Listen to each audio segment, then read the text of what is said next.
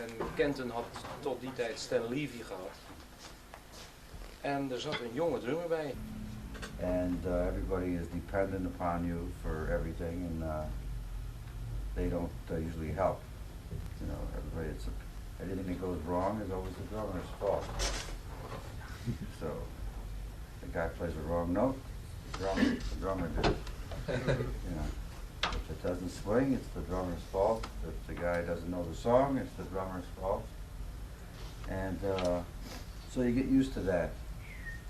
And after a while, there comes a day when you say, look, get off my back, you know.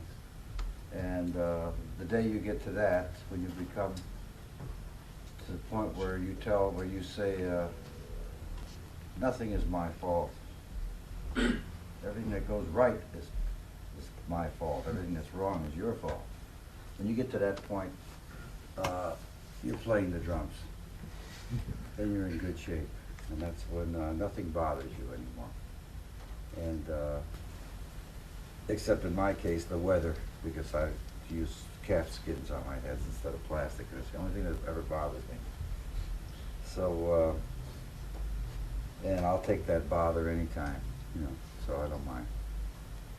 Now, I noticed so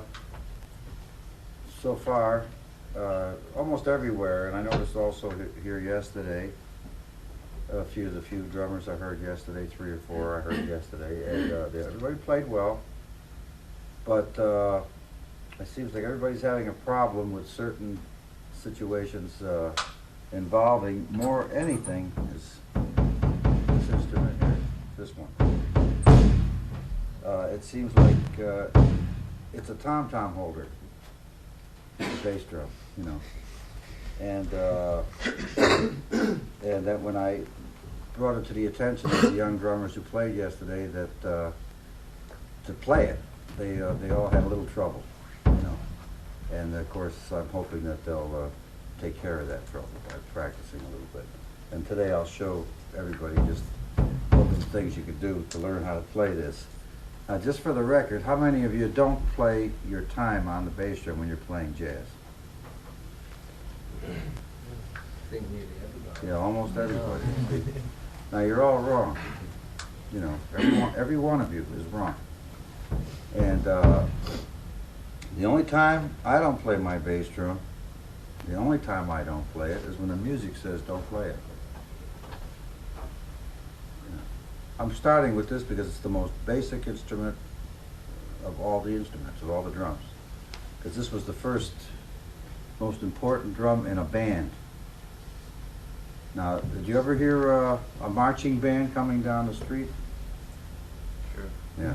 Now, picture that band marching down the street without the bass drum. What awful mess it would be, you know. It's the timekeeper.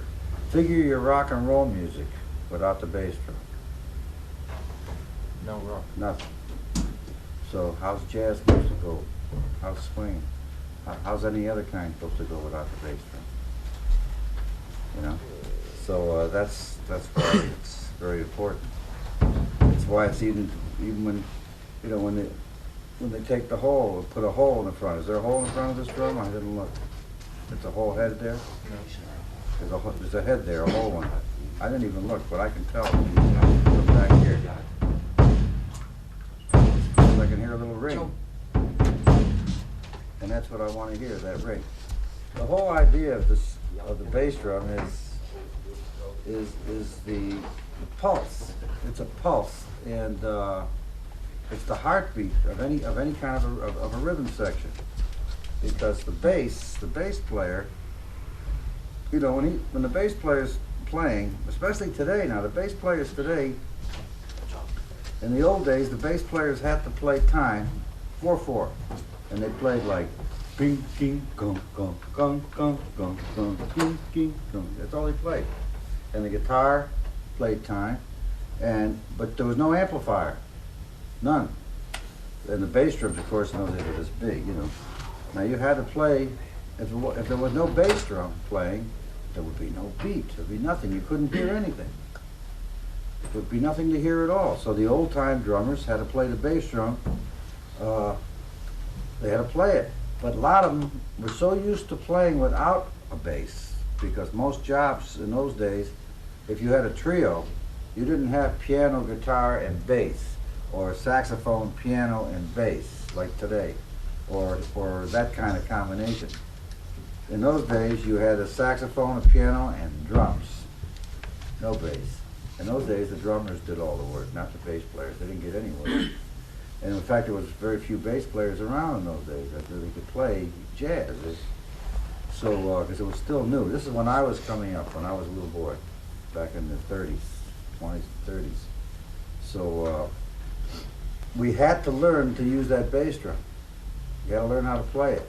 Now, because the drum was that big, you know, it was loud, like a concert bass drum. And we didn't use muffling. You had to figure out ways of taking, you didn't want to put anything inside. Nothing to destroy the sound. And we had calfskin heads on it, and the drum would go boom, like a concert drum. So you had to figure out how to control it. So there's only one way you could do it. You had to do it with your foot. So you played soft. Some guys didn't. They played, you know, that didn't sound very good, but I found like that would be enough. You know, that would be it. That'd be good enough. You know, and the players I would play with would like that. So, you know, so that when you're playing dance music, we used to just play, you know, didn't have hi-hat either. And play for people dancing, just that much, you know. This is like, what I'm playing now is like society style dance tempos, you know. And you go to 4.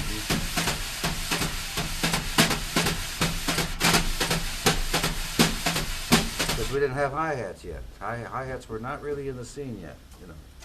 And I had to learn how to play, you know.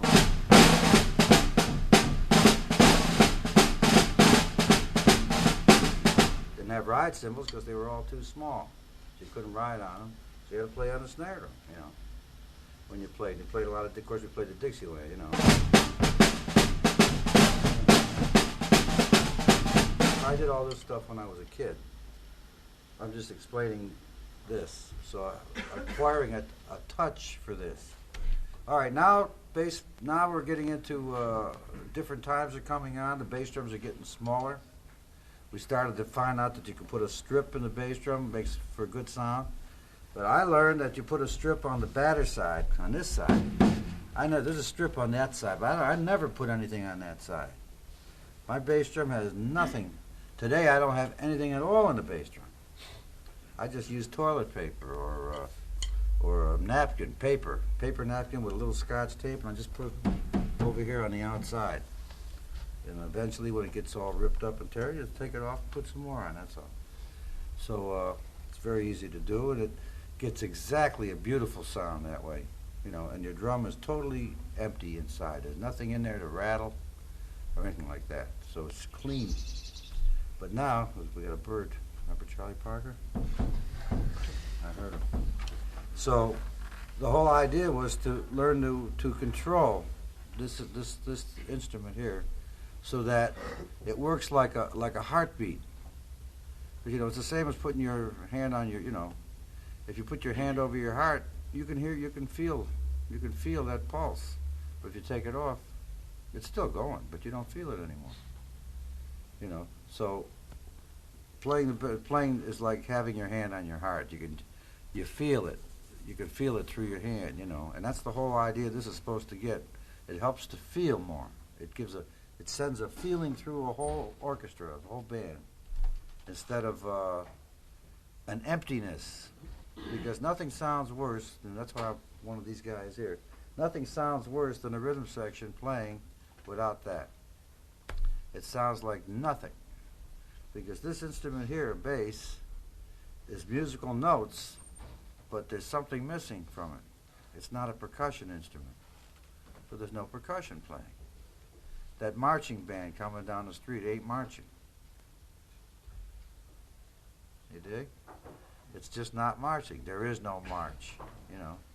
And if the band, now you're playing a bass violin, or guitar or piano, these are musical percussion instruments. I mean, a piano is a percussion instrument, it's supposed to be. but let's face it, it's not. It's a piano, and it plays music. So, and the bass is a musical instrument. He's got to play notes, and he's playing with other horns, and these horns are, he's hearing it, and the tendency is to think musical along with them. So who's thinking about the time? You know, even he's got to play 1, 2, 3, 4, but he's still not thinking about the time, because if the brass wants to lay back, the tendency of the bass is to do the same thing, because he wants a blend. He wants to be close to those bass trombones and the baritone sax and the low instruments that are playing with him, you know. Now, when he does that, where does the time go? It goes out the window, you know. So the drummer's sitting there playing with his cymbals, which has no control, because he can't control a band with just the cymbals. You need this damn thing right here. You got to have it. So, you know, and then from there, everything else becomes easy after that, because then this is your timekeeper right here, your foot, and then after that, everything is dressing. See, because what you do with your hands is dressing. This is not your timekeeping instrument. I mean, this you get a feel with this.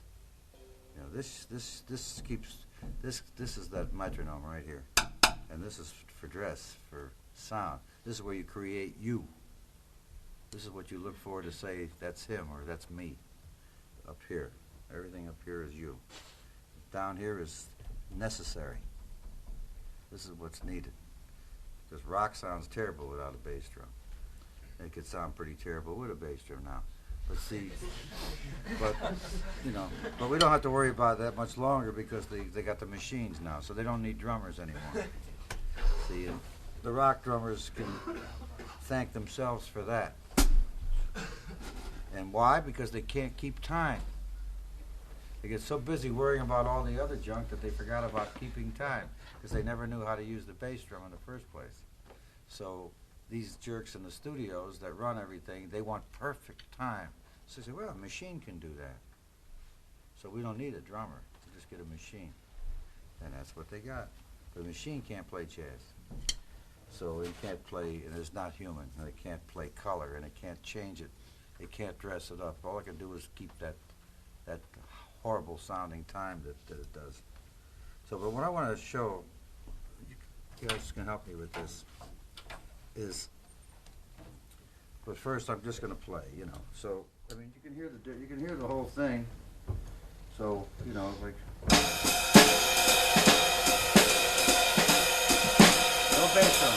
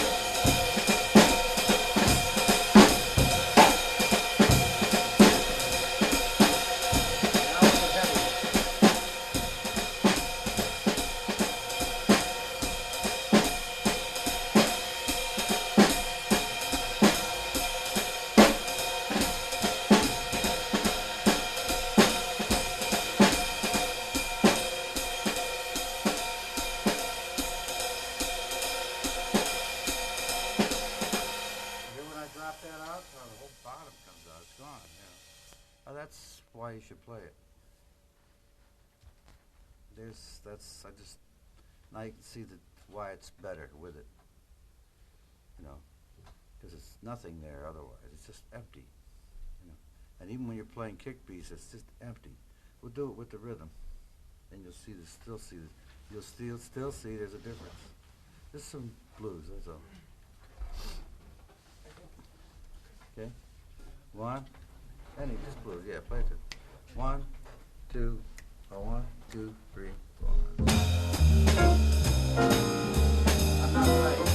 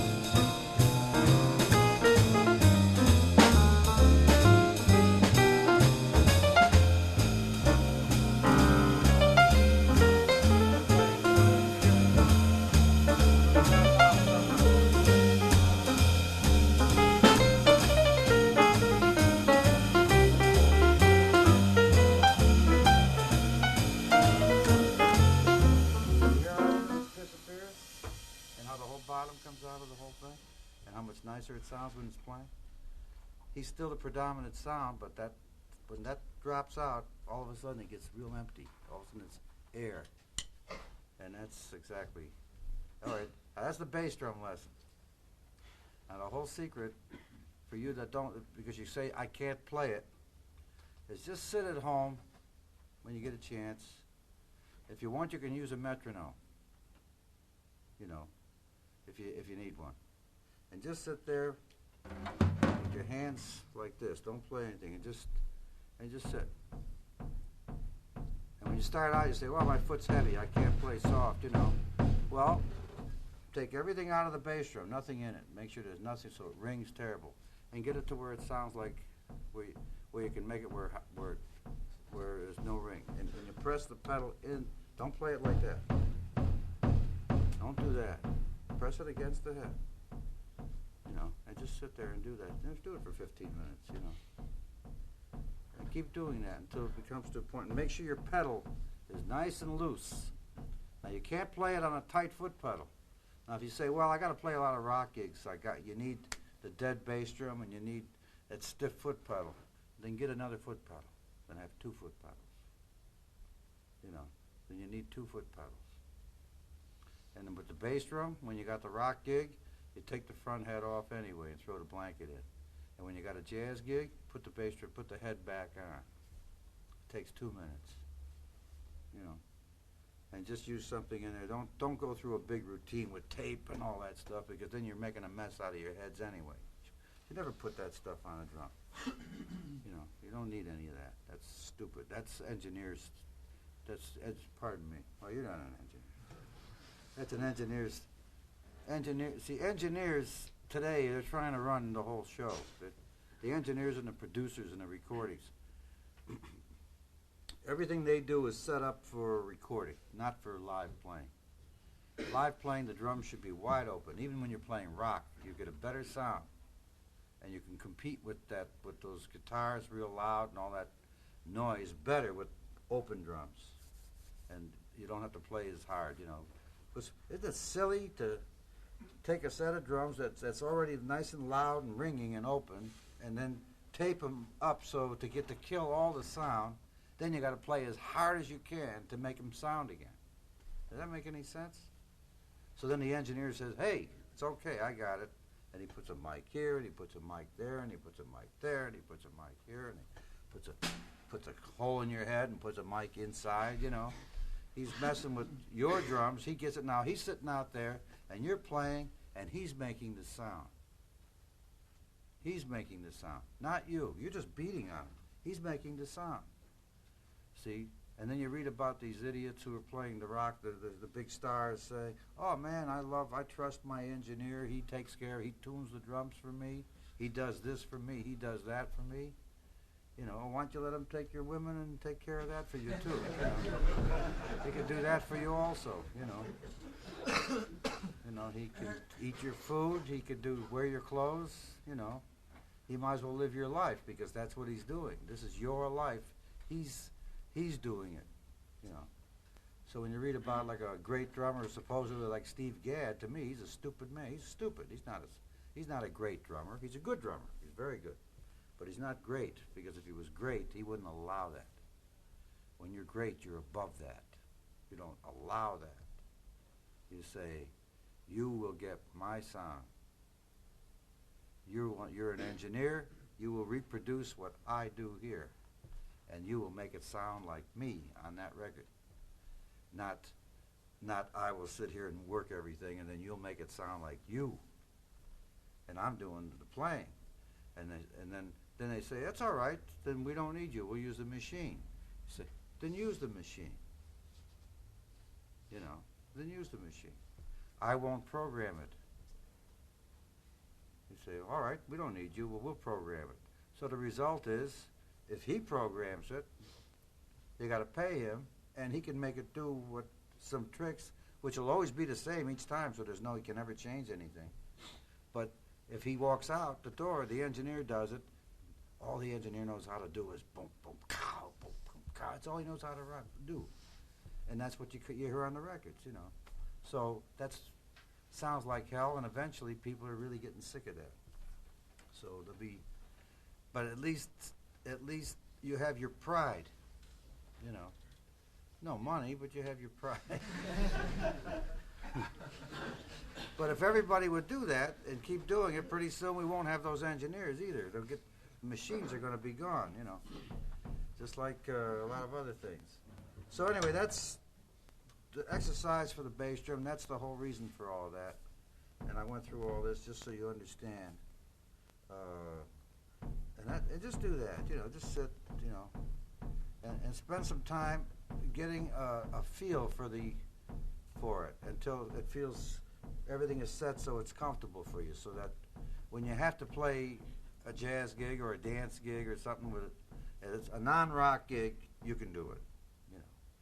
See, because if rock music is just a style of music, that's all. We all got to play it once in a while. I hate it. I don't like rock music because I got to conform to everybody. Everything's worked out. To me, it's no fun to play dead drums and all that and get that sound. See, if I can't do it my way, I don't want to do it. So I don't do it, because you can't do it your own way. They don't want you to. I read it every day. You gotta do this. You gotta do that. You gotta, you know, and you. So you're talking about songs. You ever see the drummer say, "Oh yeah, we learned the song." Whatever happened to the word arrangement? Well, learning an arrangement, it's not a song. But I found out that's what they do. They learn a song. Actually make up a song. Whatever amount of bars the song is. Then say, well, let's see, I'm going to play this on this bar. Oh, well, then I'll play that on that bar, you know. What is that? You know, what if you want to play something else every time you play it? Well, you can't do that because it'll throw. That means you got to play so you rehearse for a year in a garage somewhere with a group, and you finally get 10 songs down so you can go do a job, and then when you go in, you got to play them. After playing it, who wants to hear it again? I mean, who wants to even bother with that? That's not even playing. The machines will do that. That's much easier. I'm trying to convince you all you should learn to play. Make sure you learn to play jazz. Then you can play anything. If you're a good jazz player, you can do anything. There's nothing in the world you can't do, except get rich.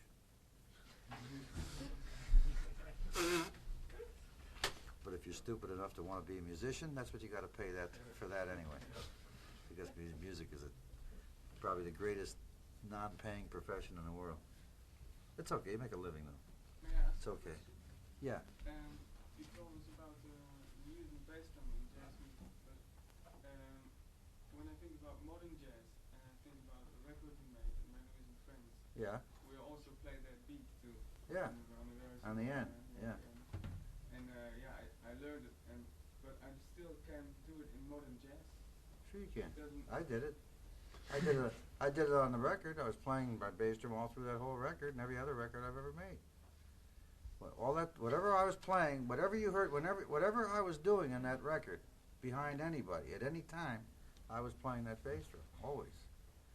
But see, by making the engineer, see now when I did the little thing by myself, naturally you could hear that bass drum. When I was playing with Ron Carter, you could feel it.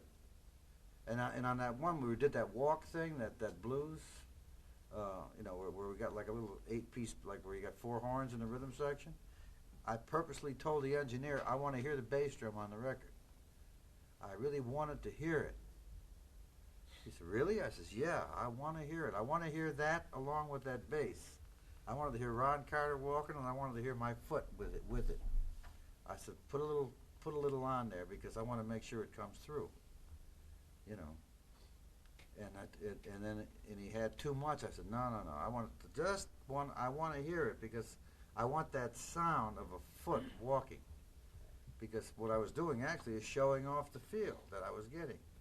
Because I knew it would sound great. That would sound good on the record. Because in person you could do that. We just did it just now. You know, but I wanted it to come through on the record because it was a sound I wanted. So if the bass did drop out, you'd hear it. Just like that marching band thing, you know. I wanted it. And you also played some kind of, no, it was not rock, it was swinging rock. Oh, on Moose the Mooch, yeah. My manager for my band says, you ought to do something commercial on the record. I says, I don't do anything commercial, you know that. He says, well, something. And I says, well, we'll see. When I got to the date, you know, when we were running through Moose the Mooch, and I was thinking, dump, bim, ba-dum, and I was thinking, hey, why not? Let's try it. Let's try a rock beat. Let's see, just, you know, it's just a simple, like more like a jazz rock beat. Let's see what happens. And it worked. So that we made that up right there. We just decided to do that. Then we said that we would do it, you know, be on the first chorus of everybody playing. We'd do that, and then we'd take a break and go into 4 on the bridge and the whole thing. And it worked nice, yeah. So, but that was a last-minute idea. That was my thoughts about being commercial. That's as far as it would go. So, anyway, that's the whole idea of that drum. After that, we get around to the rest of it, the dressing up. Now, if you have trouble, you know, it's just something. Now, it's just what I'm telling you. These things are things that I don't expect you all to do when you leave here, you know, because I'm not the last opinion on anything. You know, it's just my opinion. But I just want you to know that it paid off for me. And it paid off for everybody else I know that does it. So most of the drummers are in agreement. And Blakey, Art Blakey, all your maybe your favorite jazz drummers, the late Shelley Mann, Stan Levy, I'm talking guys that really could swing, and of the guys, Max Roach, you know, Elvin. See, I don't know how many of you ever got a chance to see Elvin from behind. Did you ever get to sit behind him and watch him play? Whenever they're playing the swing, when he plays that. He plays that soft bass drum. He does it, only his bass drum sounds like that, you know. But he uses a little 18-inch bass drum with nothing in it. Only his wife tunes it.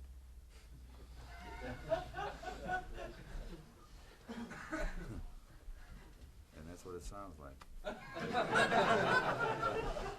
like she pentatonic scale. Uh-huh. Oh, it's terrible.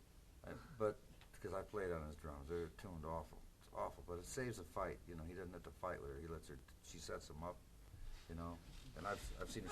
She's down there on the floor, and you know, as tight as she can get everything. And he just sits down and plays it. You know, but if Elvin Jones ever does a clinic for you, if he ever does one, just for laughs, he'll have his drum set up, and you want to see something, you want to laugh, but don't say anything. Don't tell him I told you, but because you know, we're good friends, he and I, you know. So at a clinic in New York one time, I was there, and he's sitting down, he's playing, and she set up the drums, and she tuned them like she does, you know, because she has to tune them a lot because he breaks the head, so she's always putting new heads on them. So they're always too tight, you know, and he plays them just that way. And she always has that bass drum tuned about a third above his big tom-tom. Yeah. So when he wants bottom, he has to hit the tom-tom. So I was at a clinic where one of the students asked him how he tunes his drums. And you know what he did? He didn't say a word. It was beautiful. I was standing there against the wall, and I started laughing so hard. And he saw me laugh, and he started laughing, and we got hysterical, the two of us, because he realized what had happened was he didn't say, well, my wife tunes him. He didn't say anything. He just proceeded. He says, well, I'll show you. And he loosened every head up to where it was flappy, you know, so untuned. Then he proceeded to tune the drums exactly the way he used to play them. See? Boom. Deep sounding bass drum, and then the tom-tom, you know, a little bit above, you know, all by ear, you know, and then there, it went boom, boom, boom, boom, and up to the snare drum, you know, normal. And the guy, and that was that. And he says, that's the way I do it. And he proceeded to finish the next half of the rest of that half of the clinic, playing the drums, and it sounded great. You know, he had his group up there with him and all that. It sounded great. It sounded like the old Elvin with Coltrane when he played with Train. Then during the break, they took a break, and while he was taking a break, she ran up and tightened, put everything and so that when he came back, the drums were right back where they were again to the old tuning. See? Because the question was, how do you tune them? So he tuned them, and he saw me laughing. He says, bastard. He says, I said, well, I said, the guy won't know how you tune them. I said, the only thing is nobody asks you, why don't you still play them that way? That's all. He said, because I don't feel like fighting. You know? And that's the reason, you know. You don't feel like arguing about it. It's a terrible sound the way he has them, because when you sit down and play on those drums, you don't know what to do, because you got the bass drum, the range is so high that it drives you nuts when you hit it, because if you're thinking musically and thinking normally, and you know you're going from this tom-tom to the bass drum, and you can't. You got to go from there to the bass drum to the tom-tom. And he's got to think the bass drum as a middle range tom-tom instead of as the bottom of his set. So it's pretty weird, you know. And then once in a while we rehearse when he's in there for a week. That's why I know his drums will be set up in there, and then when I come in with my big band to rehearse sometime in the afternoon, and whoever's drums are there, that's what I use. So I have to play with that band with that awful sound, you know, because you don't touch anything. You don't touch somebody else's drums, you know, and just play them. You don't retune them. So, all right. Anyway, that covers the bass drum part. So now while it's fresh, any questions about this bass drum? Yeah. How do you play bass drum in up tempo? How? Yeah. You do the best you can. You see, this pedal is not too good for me. It's not loose enough. It's a good pedal. It's not bad, but this pedal isn't free float. See, you can see it from the side. I use a more floating action pedal, so that the pedal just goes like that. If you just give it a kick, it'll just keep doing that. So and see, this doesn't. It stops dead right away. See, so the spring is not set the way I would like it. So, but when I'm playing a real up tempo, I actually try to play it as much as I can, because you're moving along, and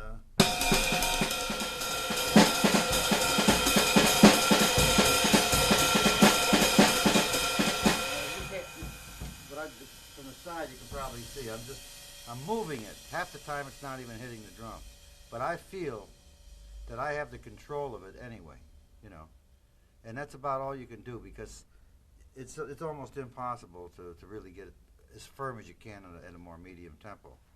But I still try, and I say try because sometimes it's just impossible and I don't want to get hung up on that, because when you're playing a real fast tempo, the whole idea in a fast tempo is endurance.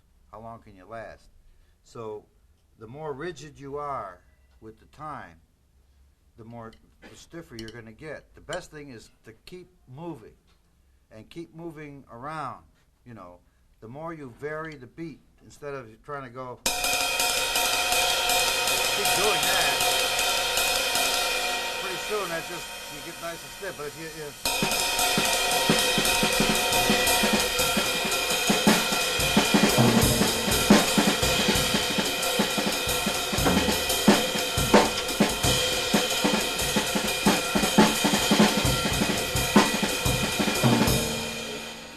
playing off of it hand to hand and constantly moving it, it gets the feeling of that straight ahead motion because that's what it but actually you're not ever getting into a rigid situation. So that goes for the feet too. But the only thing that has to really actually keep going and then is this. But this, you ignore this. This will just happen because you're not really thinking about this, so it just goes. The rest of it, you just keep thinking of patterns. You're listening, and you're listening to the soloist. You're listening to the rhythm, and you find that you're not even thinking about it. And that's the only way you can get through a fast tempo without worrying about it. So, as far as the foot is concerned, I'm doing it. I'm moving that pedal. I know I'm moving it, but I don't know how many times it's actually even hitting the drum. But it's hitting it enough that it sounds like it's doing it.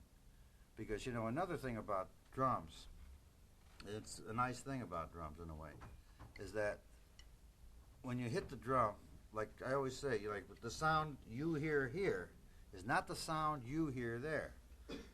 The sound actually changes as it travels.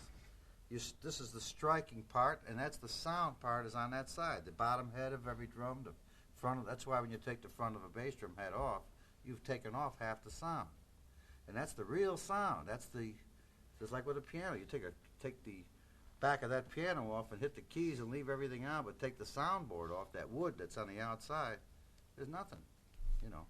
Same thing with his guitar. You make that's a hollow body guitar, but a solid body guitar without the amplifier, there's no sound. So that's the sound, but there is a sound without the amplifier with a hollow box, and that's because it's bouncing off that wood inside. You know, there's a reason for all that. It's acoustic. You know, same with a violin. It's a vibration that creates that sound, and the same thing with the drums. You hit it on this side, and it makes the other side vibrate and sends the sound out. So that's not the sound I hear here. But the sound you hear on that side, the sound I hear on this side, are two different sounds. So, also, everything you're doing, like you ever play something, how many times you've played something on a cassette that you swore sounded terrible, and when you hear it played back, you say, I don't remember even playing that. And so it sounds pretty good. I didn't do that. Is that me? Yeah, that's you. It's what you did. That's actually what it sounded like. Or if it sounded, you thought it sounded good here, and it says, yeah, it sounds terrible. I thought it was okay. Because that's what it really sounded like. That's not what you hear, though. You know, you can make a roll, and it could be fair. You know, like my roll's okay. It's not bad. It's not great. This drum's got anything on it? Yeah. It'll be better without that on.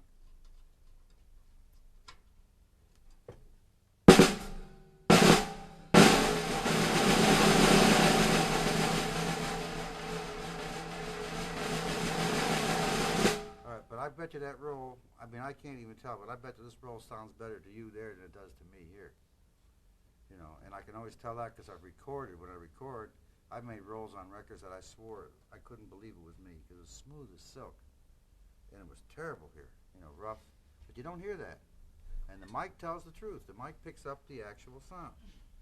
Now, when they put those mics underneath here, with these great engineers with their mics, everything on tight, and you play, that's what you hear, you know, because he's got it right there. But if they do it like this, from there to here, what we call ambiance miking, which is really the way to do it, then you hear what it really sounds like. You hear a smooth roll that, as it travels, as the sound from there to the air travels, it changes, and it comes out smooth. You know, did you ever hear Buddy Rich's beautiful? He gets a roll, boy, it's like silk. But if you're standing right next to him, you can hear it's not that silky. But it's good, it's great, but it's not that silky. But when you get away from it, it gets smoother and smoother as you walk away. So that's a nice thing about drums, it's the acoustic situation. So that's why, another thing with the bass drum, you say, it sounds loud to me, or it's not too loud out in front. You'd have to really hit it hard for it to sound real loud out there. So that's why with rocks, that's why I say, why take a big drum? What do you need a drum that big? And then take everything off and stick blankets inside of it, and then you got nothing. All you got's a big drum to hold more blankets. You know, when you might as well just have a small drum with nothing in it, and hit it, and you'll get more sound than you will from the other. Because what's the point in putting the blankets in it? What do you need a drum for if you're going to even do that? You just get a box, a paper, a big cardboard box. You get the same sound, and you don't still all the money you save. Yeah. There's a record made by Sarah Vaughan. It's called How Long Has This Been Going On? With Louis Hayes. Mm-hmm. And they do a duo number with only singing and only playing drums. Yeah. And he's using the bass drum in a very strange way because he's swinging with it. Yeah. He's playing the cymbal figures on the bass drum. And I listened to it many times, but I didn't get the point where how he does it. It's very strange to me. It's going like boom, boom, boom, boom, boom, boom, boom, boom, boom, boom, boom, boom, boom. Well, what he's doing is playing exactly what you just sang. That's what he's doing. Yes, it's great because it's very difficult to play. Let's see.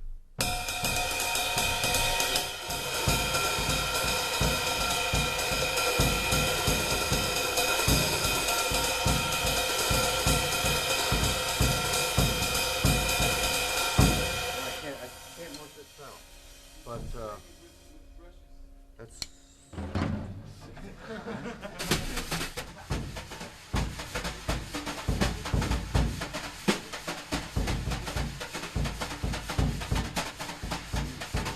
I can't do it. I can't work this out.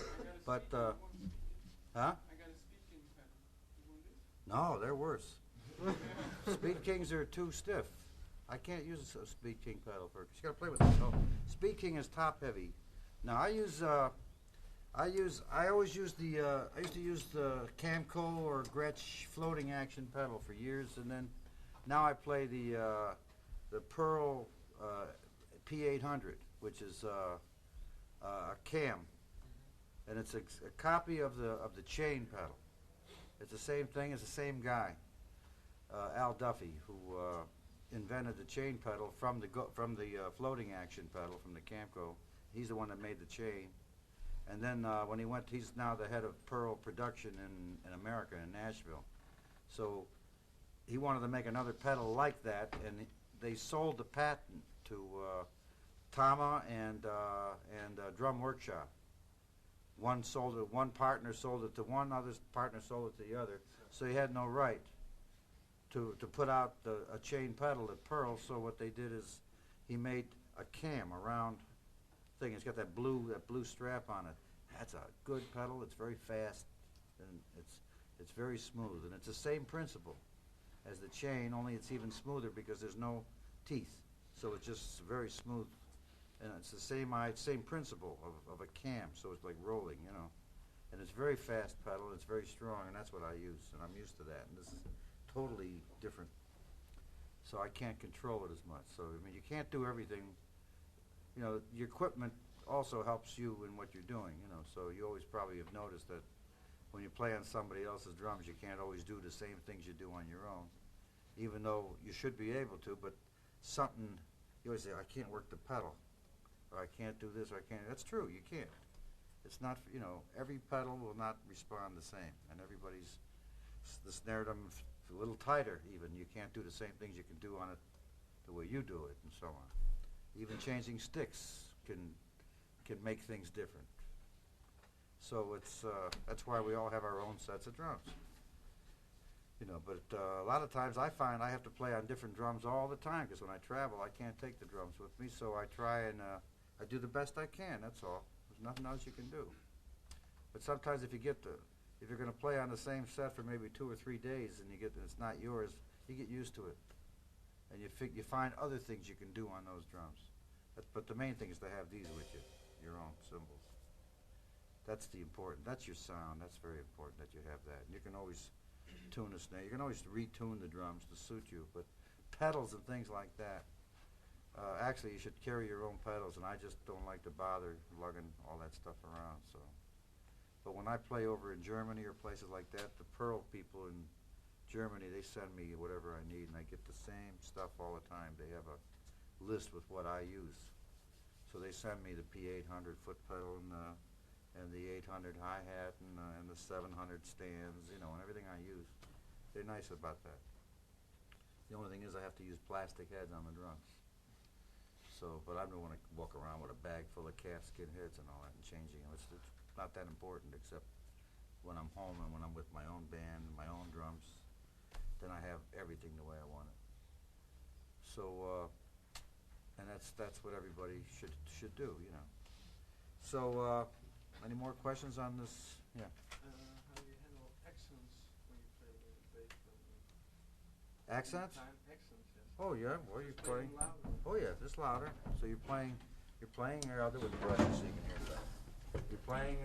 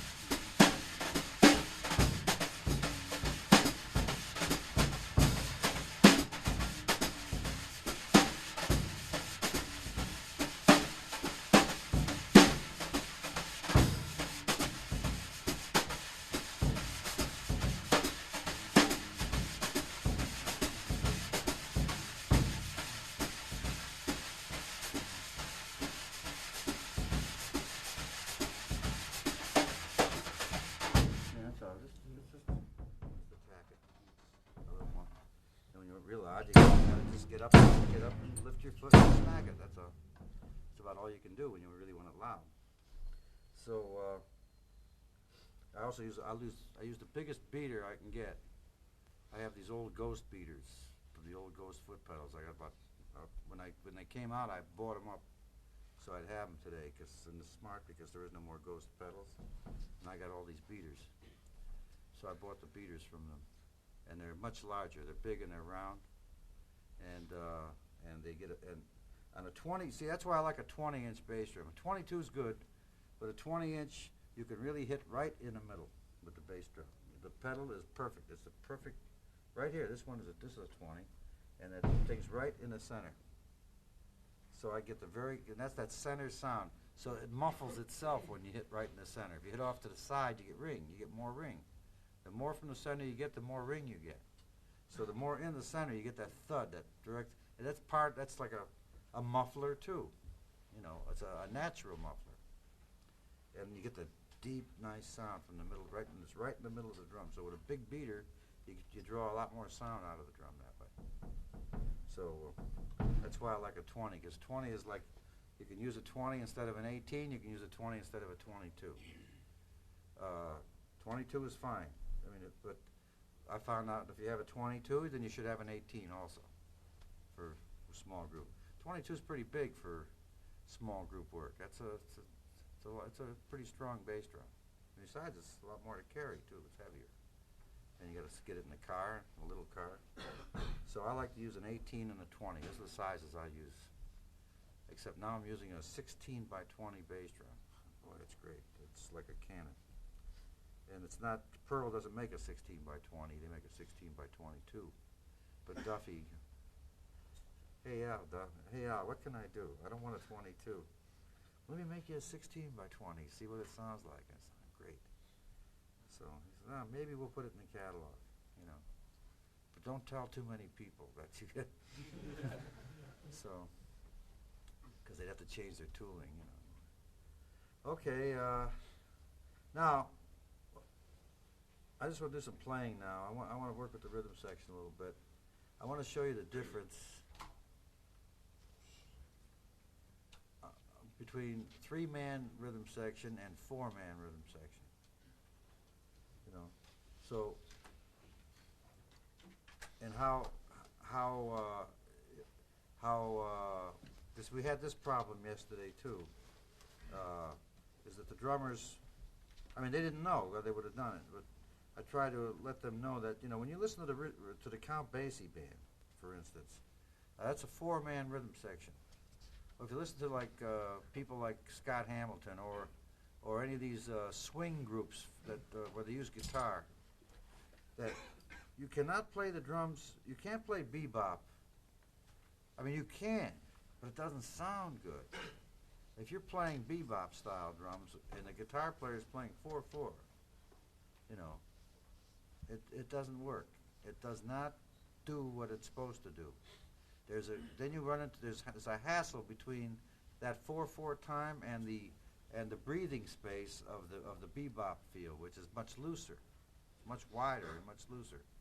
So you really should conform to playing 4/4 also. That's where you get into that sound that Joe Jones and Basie and those they created that sound. Because prior to that, there wasn't a sound like that. There was no sound like that before. There was strictly, the old bands before that used banjos or tubas. I mean, nobody was before that with that sound. And they created that sound. That was how to get a blend between drums, acoustic guitar, piano, and bass. And they did it. And then later on, when bebop started to come in the 40s, all of a sudden they'd say, how come the guitar got dropped out? Because it didn't work. When you went to the top cymbal and all that and started kicking off beats with the bass drum and that guitar playing dot, dot. See, now the guitar player could start playing comping instead, playing off beats and all that. And then it works. Then it works because then not everybody's thinking in terms of syncopation rather than instead of that up and down straight ahead. So, but it sounds better when you all do it. You really got to strive for that. So let's get it. Let's try like a bassy type thing. Think bassy. Keep your amp should be at a low level, and like pretty much and play the simplest chords you can. Keep your down to 2 or 3 notes per chord instead of don't make 6-note chords. Just like 3 notes or 2 notes, so that sounds like that Freddie Green thing. Straight. And you play very little, just right hand, no left hand at all. And just play the tinkle and we just walk. And you play the most basic changes. Don't play nice lines. Save that for the bebop. Just play the simple blues lines, exactly. And see what happens. 1, 2, 1, 2, 3.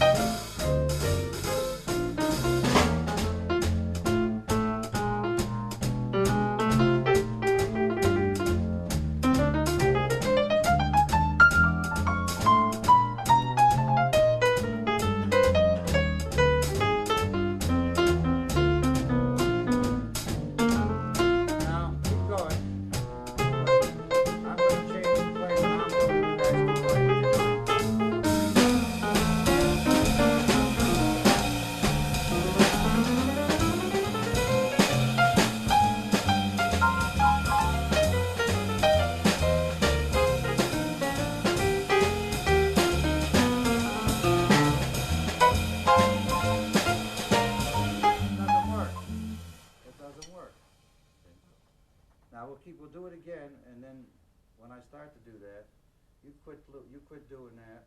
You keep playing what you just stretch out like you normally would, and you start playing the other kind of a line, and you just start comping. So we'll start out this way. Yeah, you start playing the way you normally would like to play. Play the bebop, then you'll see how it just makes a complete change, and it works. Let's start again. 1, 2, 1, 2, 3.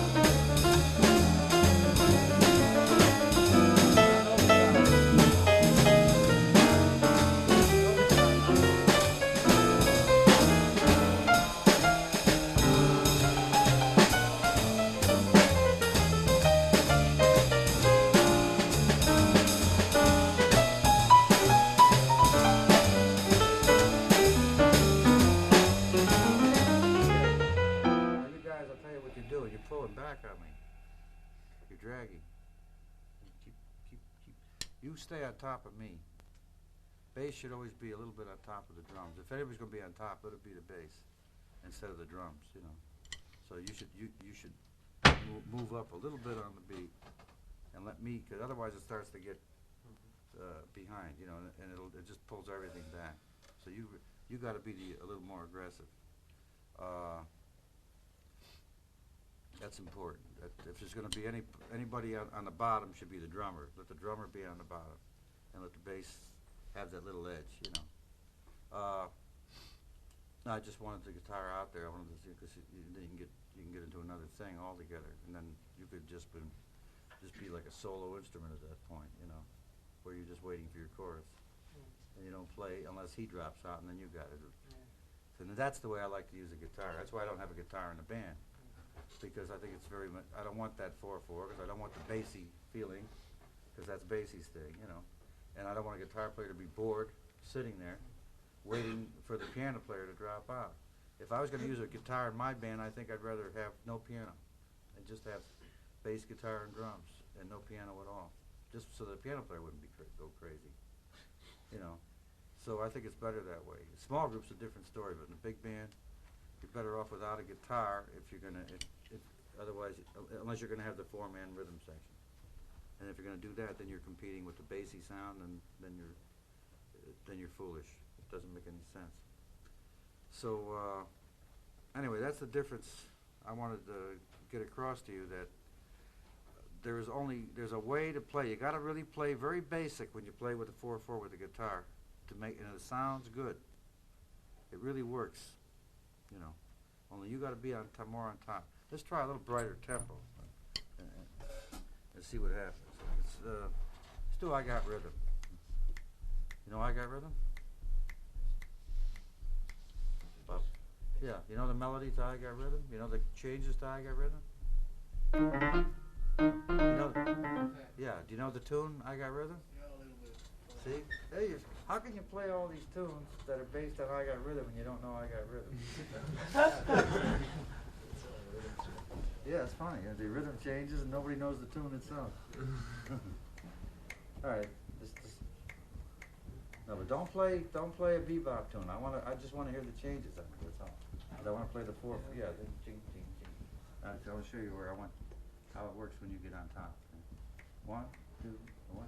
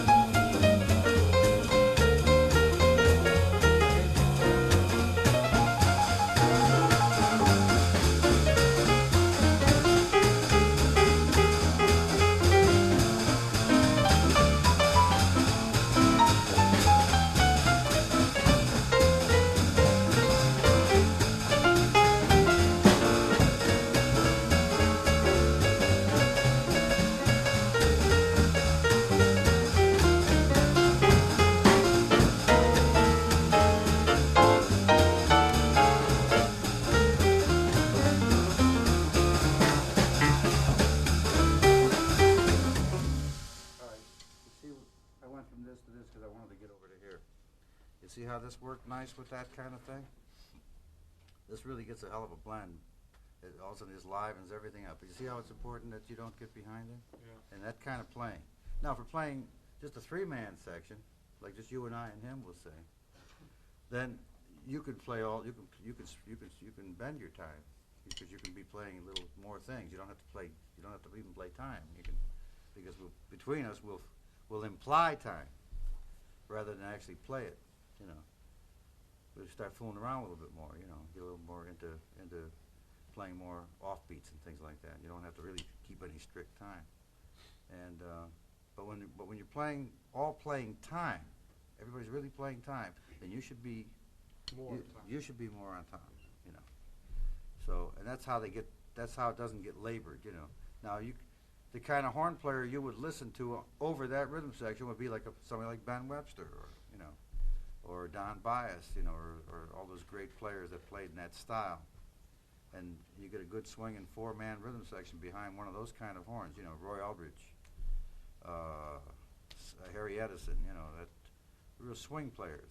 That's what we call swinging. That's swing players, you know, rather than bebop players. Bebop is a totally different scene.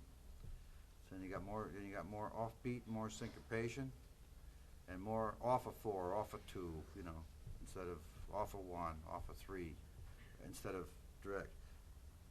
But when you're playing F4, the best accents you can play, rather than offbeats, is just, you know, let's do it again. Just ding, ding, ding, and I'll show you. 1, 2, 3, 4, 1.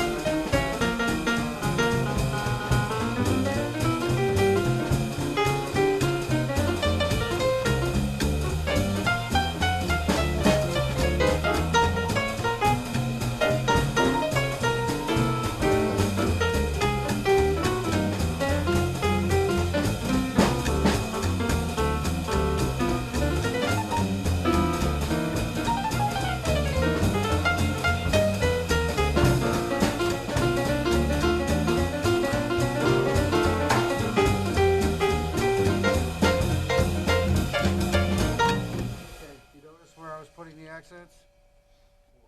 4 mostly, sometimes 2, and mostly, but always on the beat, never off the beat. When you're playing 4, the greatest accents should be right on a 4 or a 2, you know, and it goes back to the backbeat, actually, with the bass drum. Nothing swings more than a boom on the beat. When you're playing bebop, then you got more the other way. Then you're without the guitar. You know, when you're not into that strict groove of jing, jing, jing, jing, jing. But now you guys that are playing with the big band, you understand that's the sound you want to get when you're playing those bassy style arrangements. When you're playing the other style, you don't need that, you know. But that's what you want to strive for when you're playing Sammy Nestico or anything like that. Then it makes the whole band play everything the way they have it written. It works because of that kind of rhythm feel. It doesn't work with a bebop feel at all. It doesn't work. It just doesn't work. They can't find out where to play, where they're hitting, because they're hitting everything's right on the beat mostly. You know, it's mostly that way. That's the bass. That's the bassy thing. Is you know ba da ba da da da ba da da ba da ba. Everything. Heavy accents are always on that beat, on 4 and all that. They use a lot of that, and that's why it has to be that way. So you got to always think like that, you know. And you know, and even in a small group, you know, if it's a little swing, like you know, there's any kind of a thing like you got maybe, or when you're playing Dixieland, like you get a Dixieland gig, you can play this way. You don't have to play old-fashioned Dixieland. You can play with this swing style. It's even nicer. And it's more fun. You can play old Dixieland tunes with this kind of a feeling, and it works out real nice, you know. And then you don't feel like you're playing real hokey, you know. You don't have to do that. You know, it's like a halfway meeting, because that's what it evolved into anyway. You know? And then of course you got the more modern thing, you know.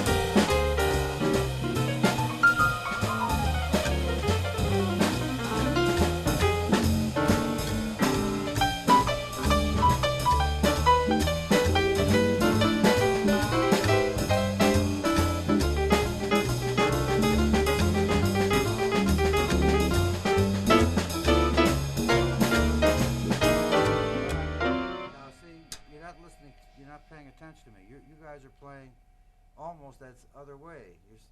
I'm playing a real wide triplet, and you're still playing like a dotted eighth 16. Think more on the triplet. Widen your beat. Really widen it. You play more. Think more in terms of like a McCoy Tyner now or something like that, rather than what you were doing before. You know, let's just try it with just us three and see what happens. And you just play, you know. But don't play vertical. Play real spare and thinking. Pretend you're in Elvin Jones group. Think that, or Coltrane. Try and get that kind of feel. Okay.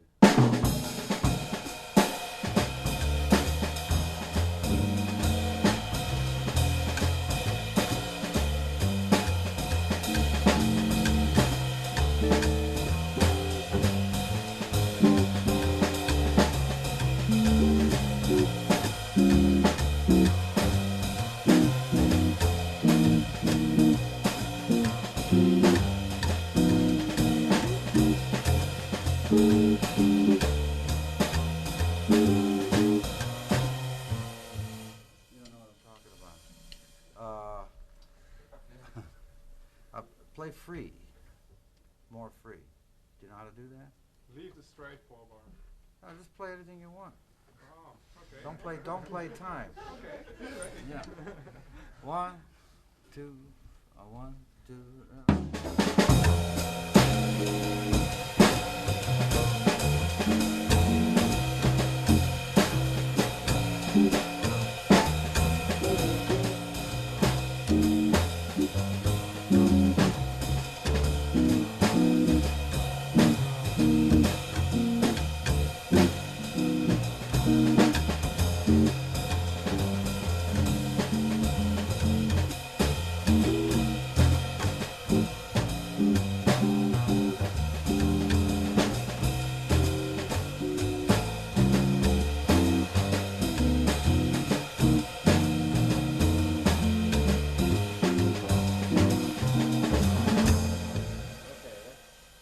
Closer to what I'm talking. That's just another way of playing the rhythm. You know, it's just wider and it's the same idea. We're playing the blues. There's so many different ways you can do it, and that's the hippest today.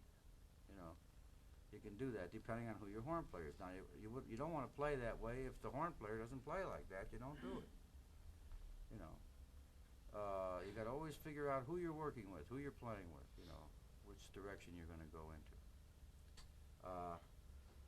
All right, now you guys can relax because we got across what I wanted to get across. All right. So you can sit down.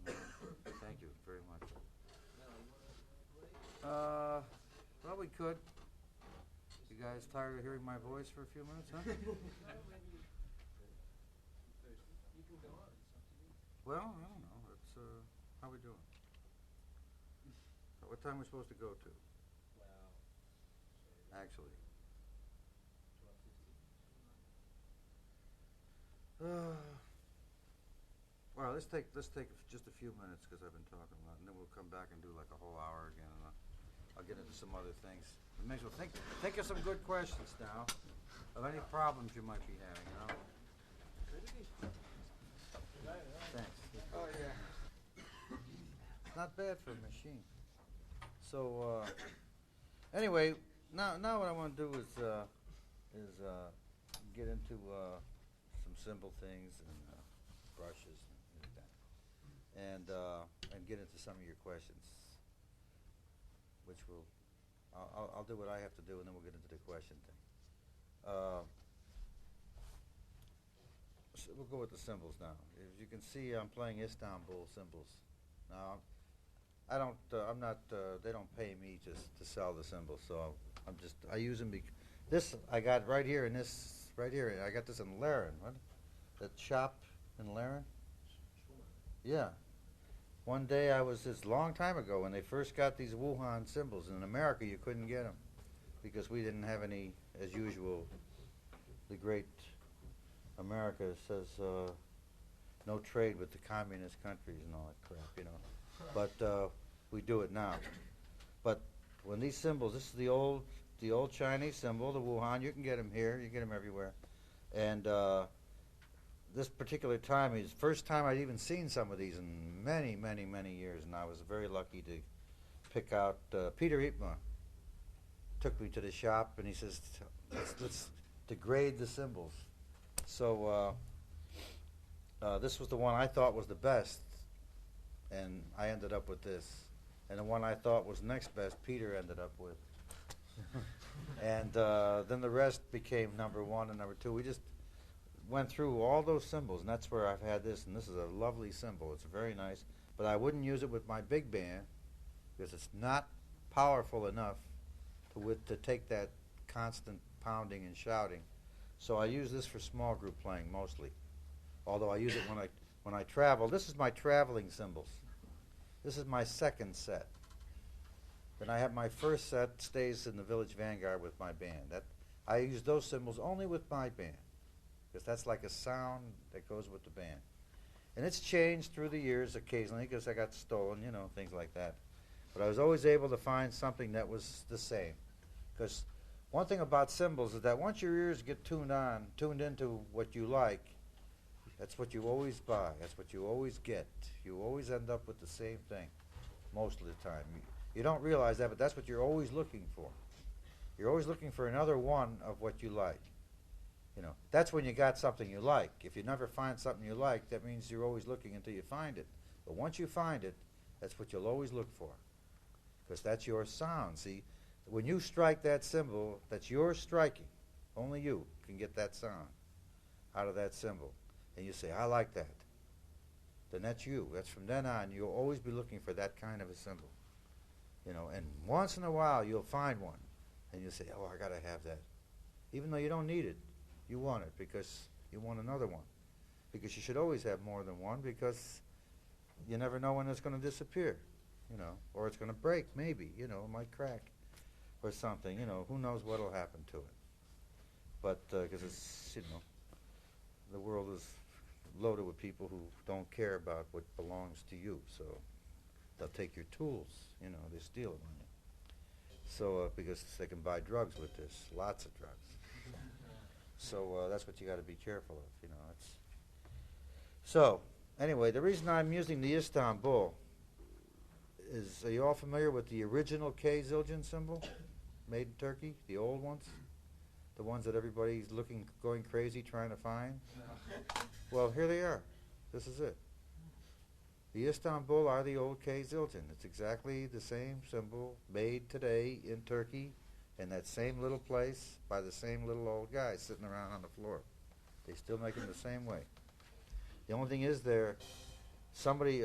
what happened was, so you understand, I'll make it very quick, is that when it was Zildjian, the Zildjian company, when it moved to America back in 1929, Fred Gretsch company, the Gretsch drum company, Fred Gretsch, the old man, made a deal for distribution in America for K Zildjian cymbals. So when Zildjian came over to America, they couldn't sell K Zildjian cymbals in America. So they made the A Zildjian. It became the new company back in 1929.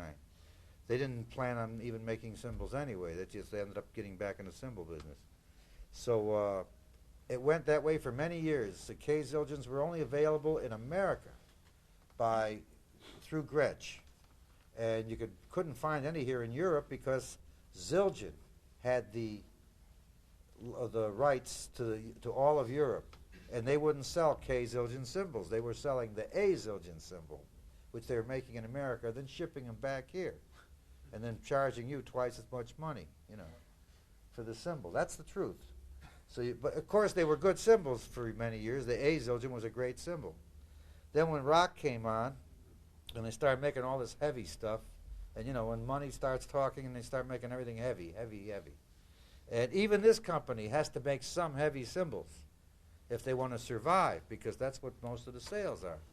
The problem today is there's not too much distribution in Europe on these. There is some. I think there's a store here. There he is. What, they know you? They all know you? So he can get them, but he can't get a lot of them, right? You can't get a whole lot of them because they're all handmade. And that company can only turn out about 700 symbols a month for the whole world. So they're spread out very thin, you know. But one thing good about Holland, this country I know, has good dealings with almost every other country. Even that's why you could get these kind of things when somebody else couldn't. So, because somehow or other, this country always manages to stay out of trouble with other countries as far as economy is concerned, as far as products are concerned. And I think it's because you make important stuff here as it is with the Philips company, and you're into electronics, and then you have interest in gas and petroleum and fuel and all that all over the world. So they're able to, for trade, to get things like this. Because in America, it's very hard to get this now, even though I'm with the company, and I know that they're scuffling to take care of just America. Because these guys are so strange because of what the Zildjian people did to them when they left them cold and split. What they did is, when Gretsch lost the contract, Zildjian took it over and then closed the factory. They didn't want K Zildjians on the market because they're better than their symbol. They're still made the old way. The old way's still the best way. Somehow or other, these guys decided to start again because they're waiting and waiting for Bob Zildjian, who owns Sabian. Sabian, you know, even the two brothers argued Sabian is the other Zildjian brother. It's the same symbol as Zildjian. They're all the same. They just changed the name. So they make them in Canada, and the other ones make them in Boston. But it's the same symbol exactly. And so is this. This is the same famous, the secret process. It's the same. This was the original. It's the same one, also the same, except this is really handmade. And the other ones are all machine-made. And they make them heavy. And these guys still make jazz symbols. I mean, real symbols. They make beautiful piatti for symphonies, and they make great jazz symbols. And they also make the rock symbols. They make a little heavier symbol, too, because they have to if they want to survive. And I'm trying to teach them, get them to make a Chinese symbol, like Zildjian made for me. But I don't deal with Zildjian anymore, so they're mad at me because I went here. I mean, they're crazy. It's the second time that's happened. Years ago, they got mad at me because I was using a K Zildjian. Then I went to them when they closed the place, and I never took a symbol from them because I didn't like them. They couldn't make a symbol like it. So I kept using my old Ks. And then when this place opened up, I put my Ks away and I started using it because this is it. Same thing. And they're great. They're beautiful symbols. Now all right, now that's the explanation. That's why I went, that's what Istanbul is. I just want you to know that Istanbul is K Zildjian, the real thing. The K Zildjian made in America is not a K Zildjian. That's an A Zildjian, and they don't know how to really make a K Zildjian. That's a machine-made symbol. This is a handmade symbol. Okay, that takes care of that. That's the business end of it, just so you understand why I play these and what they are. If you like them, that's what they are. And there's where you can buy them. So he'll help you. Do you all know? You all know? I don't know. What's your name? Yeah. So if you know him and you know his store, he'll help you get these if you want. And I recommend them. But that's up to you. How expensive are they? They're the same price range as Zildjians, I think. It's just about the same. They're cheaper at the moment. They might, yeah. Well, they should be cheaper because they're coming here from Turkey instead of from America, and there's lower taxes and things like that. Yeah. So I think they would be a good deal, a good investment. Even if you don't use them, they're good. Symbols are an investment, you know. That's because you can always sell your symbols to somebody. That's one thing. If you got good symbols, and they don't get stolen, you can always sell them. Or if you don't break one, you know. When rock and roll, I would not use a jazz symbol playing rock and roll. I'd actually, if I were you, if you guys who play rock and have to really bang real hard, I really think you're smart. You buy the cheapest symbols you can buy. Buy junk. Really, you're better off. Because if you break you pay $250 for a good symbol that you like, and then you break it, it's broken. That's it. It can't be put back together again. I mean, you can sometimes cut a little piece out, but it's gone, and you wasted your money, and there's no. They don't say you can't have your money back because it broke. From the insurance. No, they won't pay for that. Not for symbol. Only if it's stolen, but not if it's broken. So. When you have a good symbol, save it for your best kind of work. buy the cheapest, buy that junk, buy those, what, you know, there's cymbals that are just, that are crap. But they sound, and if you break it, and they're cheap, and if you break one, you buy another one. And you don't feel bad. That's the main thing, is feeling bad, you know. Steve Gadd, I could kill him. You know, he came to me one day and he said, man, I keep breaking my K Zildjians. What should I do? And I said, well, first of all, quit using your K Zildjians for that. And second of all, I don't even want to talk to you if you're going to come. Just the stupidity of the fact that you're playing K Zildjians to play rock. I said, that's stupid. You know, that's really dumb. Because, oh, you're banging the cymbal so hard. What do you need quality for? You know, there's no quality in banging a cymbal real hard. You want a nice sound out of a cymbal. You want a good cymbal. You don't crash it. You play it. These are musical instruments. So anyway, that covers that. Also now, I find that playing in jazz especially, to use a little bit lower pitch cymbal rather than a real high pitch cymbal. Because the lower pitch cymbals, with proper definition of the stick beat and with a lower pitch, complements instruments. It makes the horns sound, it gives them brilliance, so it makes a nicer frame around it. See, if you get a real high pitched cymbal or a real pingy cymbal, you hear too much air. You don't hear, it's like empty. You hear ding, ding, and ding, and you don't hear anything else. And it sounds empty. You get a cymbal with a little spread to it, you have like, as a sound, a shimmer that starts to come out, and it fills up so that when you're playing, like, especially in a big band, because you hear the band's playing, and you got all this sound, and then you cut down to just the soloist, and it's just a quartet now. Now you're a small group, and all of a sudden you go to a ping cymbal, it seems like the bottom, everything came out, it's gone. But when you have a cymbal that's still got some wah to it, it creates like a frame that keeps a sound going while you still hear that nice stick beat. You know, so if you go for a little lower pitch sound too, you'll get more of that spread and more of a prettier sound, and then it's just richer sounding. It's more like what a cymbal is supposed to really be. If it gets too high, it becomes in the range of the brass and a range of the clarinets, a range of the flutes, and a range of the high instruments. If you catch, when you go, like if the band's going ba ba and they're up high, and you catch that with high pitched cymbals, you actually knock out some of their sound. But if your sound is lower than theirs, it becomes part of the whole thing. See, and then you hear, so your cymbals are audible to the within the music, and you still hear every note played by the horns. And it becomes like, if there's 4 trumpets, your cymbal is the 5th trumpet sound, maybe, you know, or something like that. It blends better. So I prefer a lower pitched cymbal for most of it. Then you have a little higher pitched cymbal because you got to have a contrast, you know. But that's as high as I ever go. That's not real high, you know. That's not a real high pitched cymbal.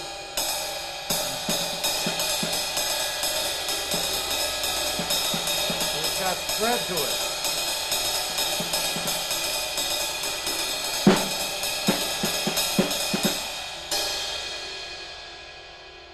Through playing it, it dies fairly quickly. That's another thing I like about the K Zildjian. It doesn't ring on terrible and get. I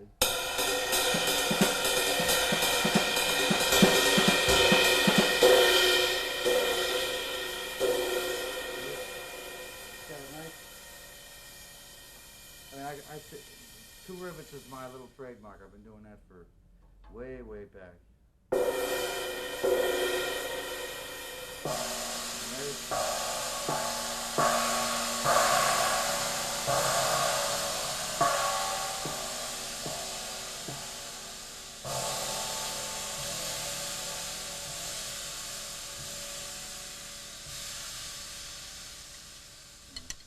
And there's nothing more driving than this. So you're playing along, and you're playing along.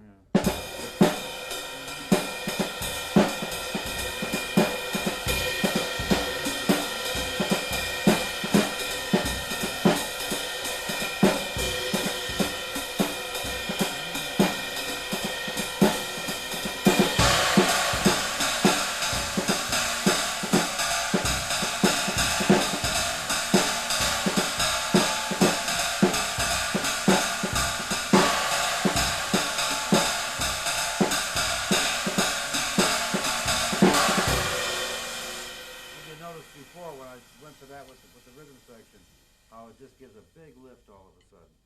It's like a garbage can cover. We used to call garbage can covers. It's such a strange sound, but it has so much drive to it.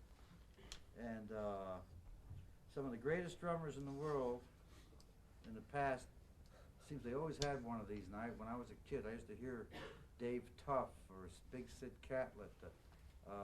Most of the old black drummers used to use these. The first time because they couldn't afford the good cymbals, so they bought the junk, and the junk was what was so great.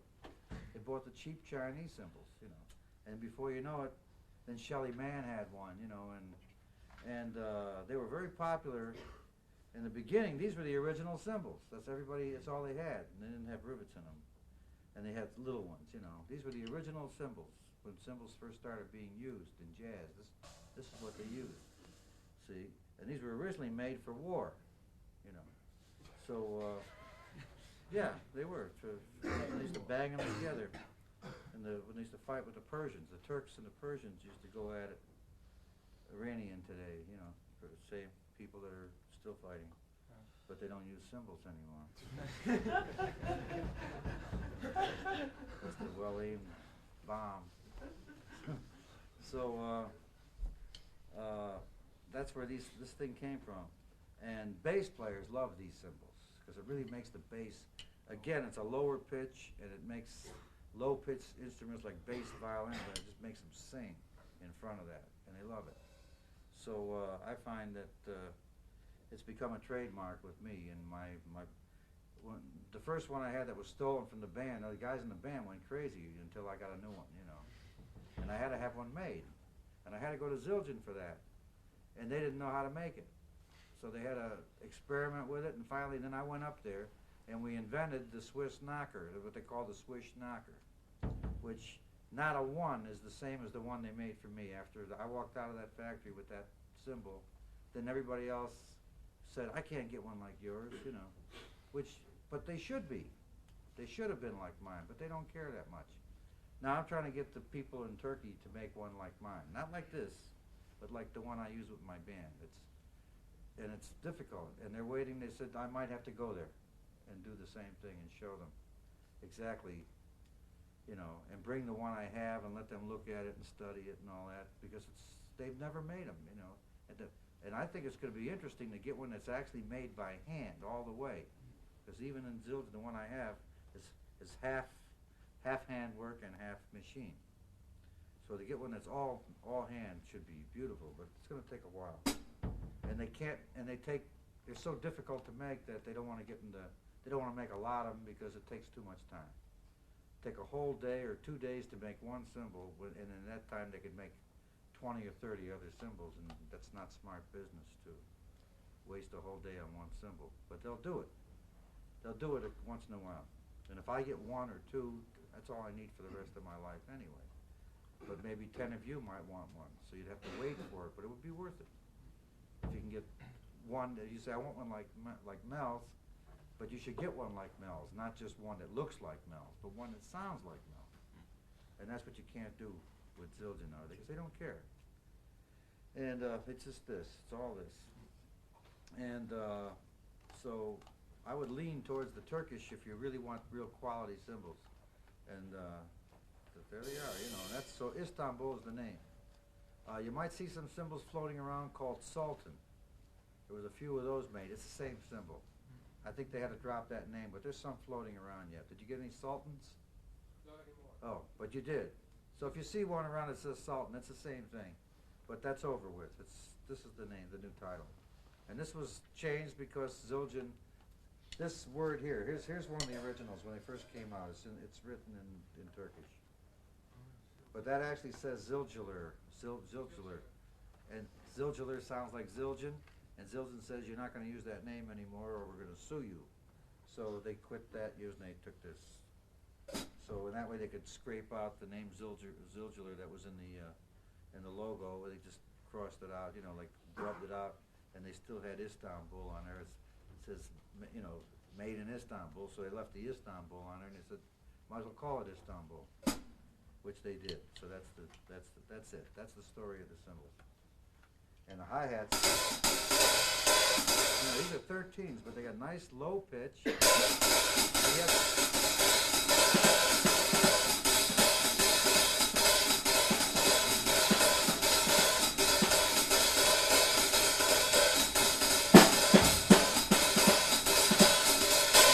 and they're loud too, you know.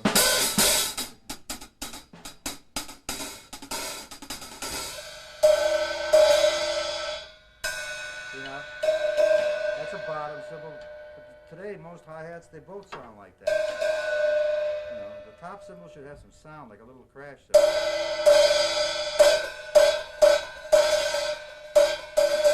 You get a sound when you play on it.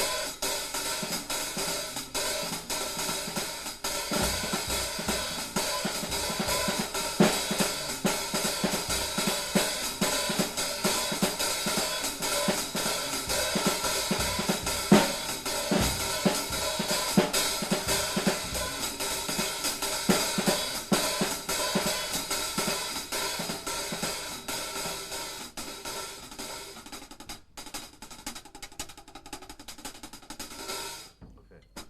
So, cymbals. Questions? There are drummers who playing the Chinese on the bottom, the other side. Wrong. They should not do that. Uh-huh. That is, if you're going to ride on a cymbal, if you want it for a ride cymbal, it should be this way. It's made to be played this way.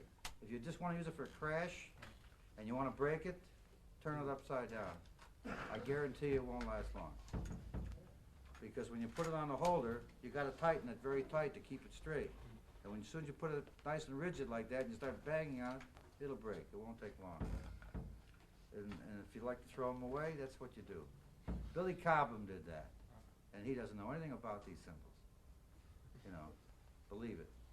He saw me play it. He even said he got the idea from me in the Vanguard, so he decided to get it. But he didn't want to really ride on it, so he found that it was louder if you hit it on that side, because you can't. It's louder, so he put it upside down, and everybody started copying him. So there's a lot of these cymbals got broken. See, but he can afford to break them. Don't forget that. You know. And he had the arms for it. He also got them for nothing, so he could afford it. You know, and that's really not for playing. You want to use it as a ride cymbal, then you put it on the right way. That's because the cymbal is made to be struck on this side. All cymbals are. The minute you turn it upside down, it's another scene altogether. So if you only want it for the crash, then that's your privilege. You can put it up the other way. But if you notice when you ride on it, you can't really get a good sound. So that's why this is the way it should be. It should be suspended, you know, and it should be loose. Yeah. Can you tell us something about ride technique? The ride technique? Yes. All right. How you do it? Yeah. Okay. It's all based on a triplet. I'll give you something to work on so you can get a nice ride beat. And you can all do this. It's a very simple. You all know how to play a triplet. Everybody knows how to. You all know how to do that. All right. So the cymbal beat is. You can do it on the snare drum first. Right, left, left, right, left, right, left, left, right, left, left, right. You know what I mean? So in other words, it's this.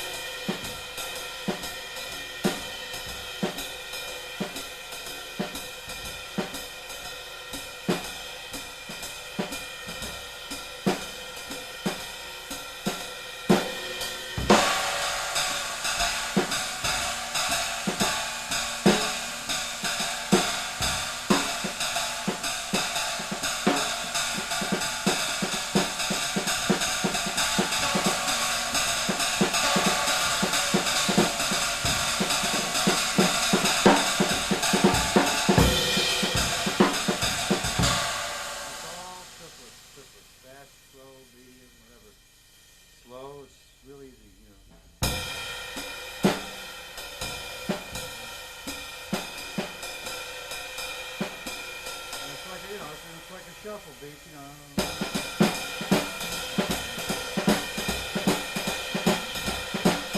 Also, just has that shuffle thing. There's a lot of call for shuffle today. It's getting popular again. Shuffle is played with the left hand. And the right hand should not play the shuffle. You don't play. Don't do that. You play.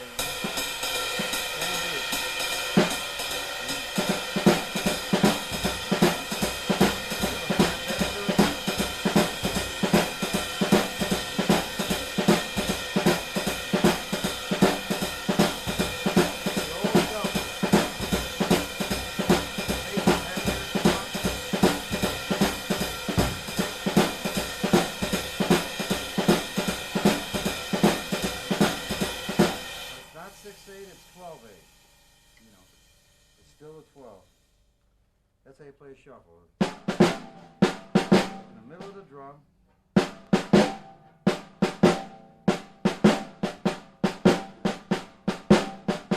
It's just old raucous, sloppy. It's actually what it is.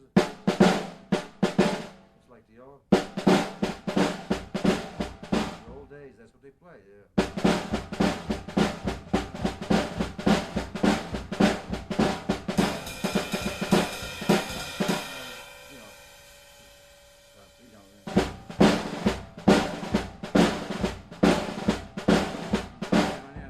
Symbols, you know, yeah.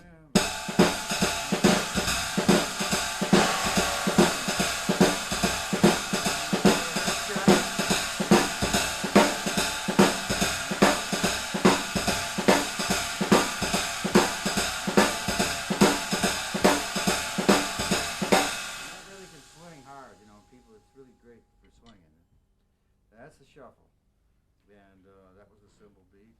But you figure, remember what I showed you? By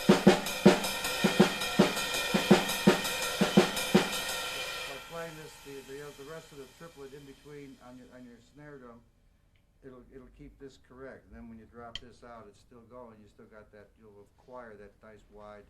You know how it should be written. You've seen it written with the 3 instead of the dotted 16th. That's wrong.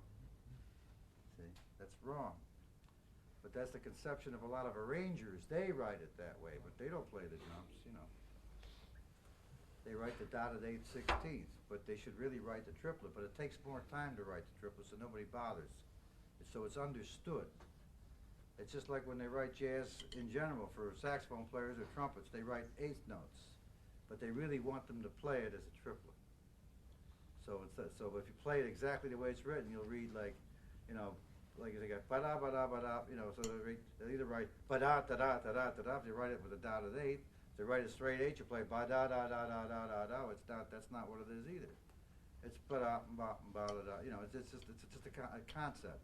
Ba-da, ba, ba, ba, you do it. It isn't what really is written, and it's the same thing with the cymbal beat. See, so, and it really should be a triplet feel, and it works with everything, you know, except straight 8. Straight 8, you play straight 8. So, that takes care of that, I think. Any other questions on cymbals, or, yeah? No, not especially on cymbals, but since I started playing drums, I always think about what's the duty of a drummer in a band. In a big band, it's obvious. Yeah. Like rhythm. Right. But there's some more duties you have to cover. Yeah. What is it?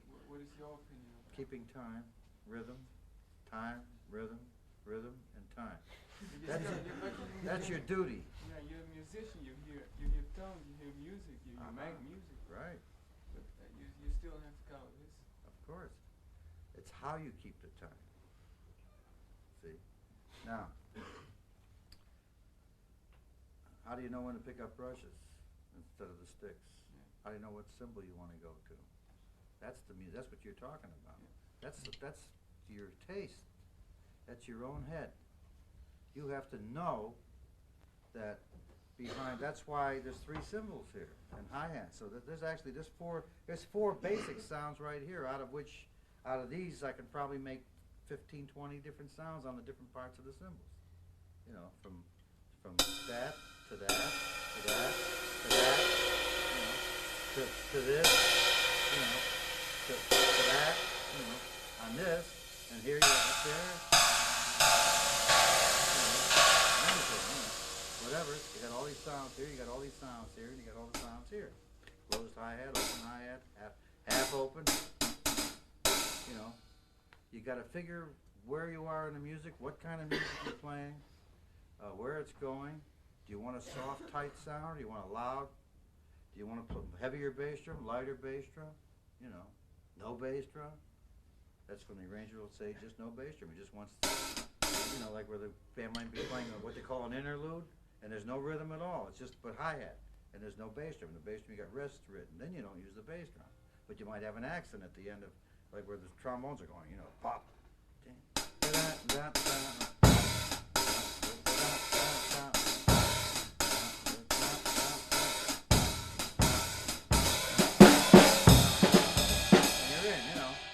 Written that way, so on. That's you got these different sounds. You might want the tom-tom,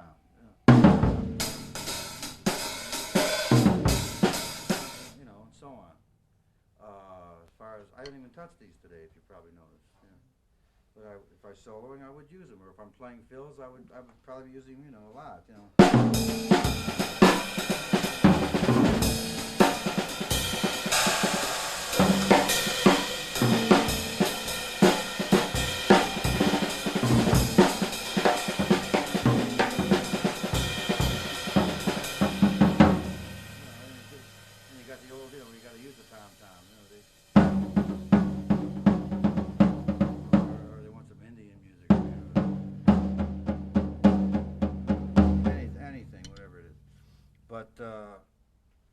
That's where your musical integrity comes in, your musical knowledge of what's going on around you. It just comes from listening and reacting to the music, you know. In the early days, all we had was a bass drum and a snare drum and a little cymbal. That's all I owned. That's all I had. That's all most of the drummers had. So you had to make music out of nothing. And so, but basically we just kept time. Then as time went on, we had to add more colors and all that. Then it's up to your own musicality. That's why it's important to play and to be a musician. It's also important for a drummer to learn maybe some other instruments if he can, just to get the idea of notes in your head, to realize that you have a lot of notes here that you can use, you know. But I couldn't actually do it because you could hear it more if I was playing with somebody, you know. But I will do something. I'll play a solo with brushes for you, because we're going to get to that too. And you got to know when to go to brushes instead of sticks. That's also, see, this is the answer to your question, you know. But you're still keeping the time. No matter how you do all these things, the time is still in your hands. Because you are different in a big band or in a small band. You got different situations. In a big band, you're a timekeeper in the first place. Not true. Not true? No, because you have to color the arrangements too. You have to make. Sure. You got to make the changes from the bridge from the first eight to the bridge to the back and forth. Different sections, different sounds behind each section. You don't stay on the same thing all the time. You have to go along with the music. You want to change the whole color, the whole dynamics. The drummer controls all that. You play soft, the band has to come down. Play loud, they have to get louder. You know, you have to do all these things with them or make them do it. But you know, when you want. Without knowledge of music, you can't do this. With just playing the drums, it's not enough. You have to play. No, you have to know the arrangement. And once you know the arrangement, that's why you shouldn't do too much reading. You should read the arrangement down a couple times and then don't have it there. Throw that music away. I mean, you know, put out of your sight, because otherwise you keep reading it. It's best to just rely on your memory. After you've learned the basic part, put the part away. Even though if you forget something, so what? It'll come to you, because everything that's in there is also in the music. It's there to help something there, so you don't need it. You'll remember it as time goes on, and the quicker you can memorize the arrangement, the more you can do for that, and the more you can add. And above all, don't get in the habit of playing the same things all the time. You know, just because they have to, you don't have to. You can always change it. Every time you play a fill, it could be a different one. Every time in the same place, play a different fill every time. It's good for your own head to do that. And don't worry about what you're gonna play until you play it. Don't plan it. Just play. Don't even think about it. When I have to play a solo, I don't even know what. Until I start, I have no idea what I'm gonna do. None. And then you just start doing it. Just control and then go. That's all. You know. So one night, I think Case would remember. I don't know. Were you the drummer when I did the brush solo? They asked me what I wanted to play on the radio, you know, with the Sky Masters, and I said, "Let the band rest, and I'll play a ballad by myself," you know, which I did. I played body and soul, you know, and to me, I played body and soul. Some of the guys knew what I was playing. I didn't tell anybody. John Engels guessed what I was playing. He was out in the audience, and he says, "Well, you're playing body and soul."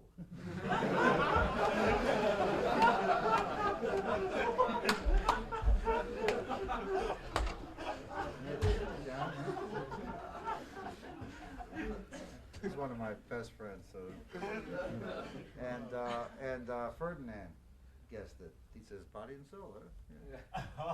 I says, "Right." You know, I didn't say anything. I called it brushless. You know, because I had to give it a title, so we said brushless. I couldn't think of anything else at the moment, so that's what we called it. So, Do it. huh? You want to hear it? Yeah. I mean, I don't know what I played that night. I'll do it on the tune. On a different weekend. Well, you wouldn't know if I didn't tell you. I could say a different tune, and I'll play the same thing, and you wouldn't. I'll show you what I did that night. I'll play body and soul, and the way they figured it out was because they could hear there's little changes in there, little things that said, "I bet you that's what it is," you know. And I'll do it. The way I started it out like with a couple of little cadenzas, a rubato, and then I went into the tune and played it, and then I took it out with some cadenzas on the end, you know. So I'll do it that way. I'll just play a chorus or two. So here's the way I started. I don't remember what I did then, but I mean, I remember the format, that's all, but what I played, I had no idea. So, Pim Jacobs said, "Now, Louis," and everybody, yeah, and I forgot to tell the engineer to turn those pots up good and loud because I'm going to play very soft sometimes. And when I heard the playback later on, that sometimes they weren't getting everything. So, because it got too soft, and they didn't have the mics right on the drums, which is good because it shouldn't be. Okay.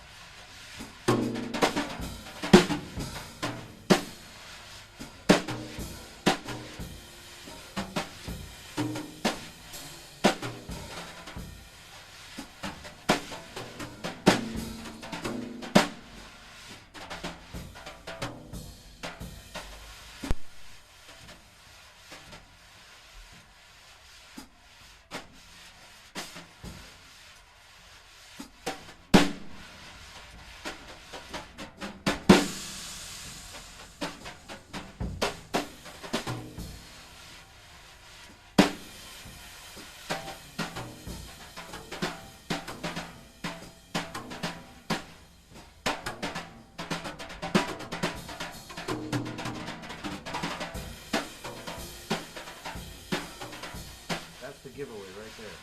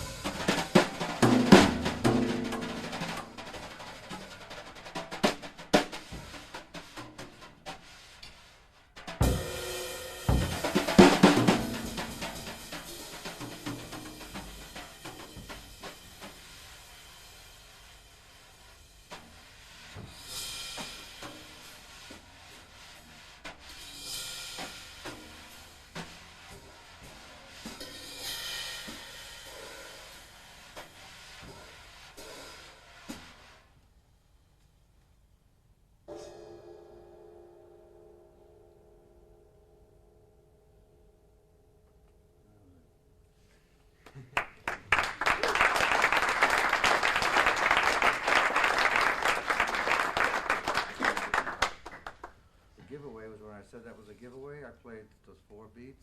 That's what they figured. That's where it goes. Ba da da ding. That's always your giveaway on Body and Soul right there. There's a certain pattern that comes up whenever a soloist plays it, and it's always that same little thing everybody does. And they heard that, and that's how they figured out what I did. I just played like a little. I played 2 holds, 2 fermatas. I played the tune. You know, I didn't play the tune. I just played the chorus on a tune, and then I played a couple. I played 2 more fermatas, and then just some little things added on, and then the chord at the end. So it's a format, a musical format. You know. Do you write arrangements yourself? No, I don't write. I don't know anything about writing. I never did. I wish I could. But I did play the baritone horn in high school. That's how I learned how to read. I never had drum lessons. I never studied the drums, ever in my life, except my father, when I was 2, he gave me a pair of sticks, because he was a drummer, and he said, here's how you roll, and that was it. Then he never showed me anything else, because he didn't want me to be a drummer. Because he knew that I'd be poor like him. So, and that's all I ever remember, you know. And so later on, like in school, when I wanted to play in the band, I had to take up a horn because it was a little too late. I was playing drums already, and I really played them. But I couldn't read the music, so I took up the horn. So my whole approach to the reading of the music became from a horn standpoint, which taught me the values of the music, the values of the notes, and I started thinking that when I'd see something on the paper, I would think in terms of that horn, not in terms of a drum. So you'd make that kind of sound and and start getting the musical sounds into everything, rather than a drum sound. And that's why I really don't like drum music, because a lot of drum music is written like drum music, and it doesn't match what's going on. That's why it's better to read a trumpet part, or read somebody else's part, or have it cued in. That's why a lot of musicians, and especially good drummers, prefer that. And a lot of them, they'll read that rather than read their own part. If it's written above and then their own part has it too, you're better off reading the other line, because you get more of an idea of what they're doing and how to really treat it musically. So it's much better that way. Otherwise, it's a little too military, you know, because drum music is, you hit a drum, it's hit. That's it. You see a half note, it's still that. Only you count 2 beats, you count another beat after that. And actually, you got to count, when you strike a drum and you hit it, but when you get a half note, you know, you're thinking like, you know, we're going the tempos, ba, da, da, da. Well, if it's the way it's written, it's, you know, but why can't it be, you know, or something like that. That's just a very basic way of doing it. So you got a half note rather than a short note. So you think that way, and it matches, and when you put that together with the horns, it all blends together nicely, you know. When you got like long notes, you know, when you got to play, they're playing ba-dee-da-da-da-da-da-da. So you would have to play, you know, if you're playing, you know, and they got, you know, but they're playing da da da da da. They're not playing da da da da. So you know, so you gotta.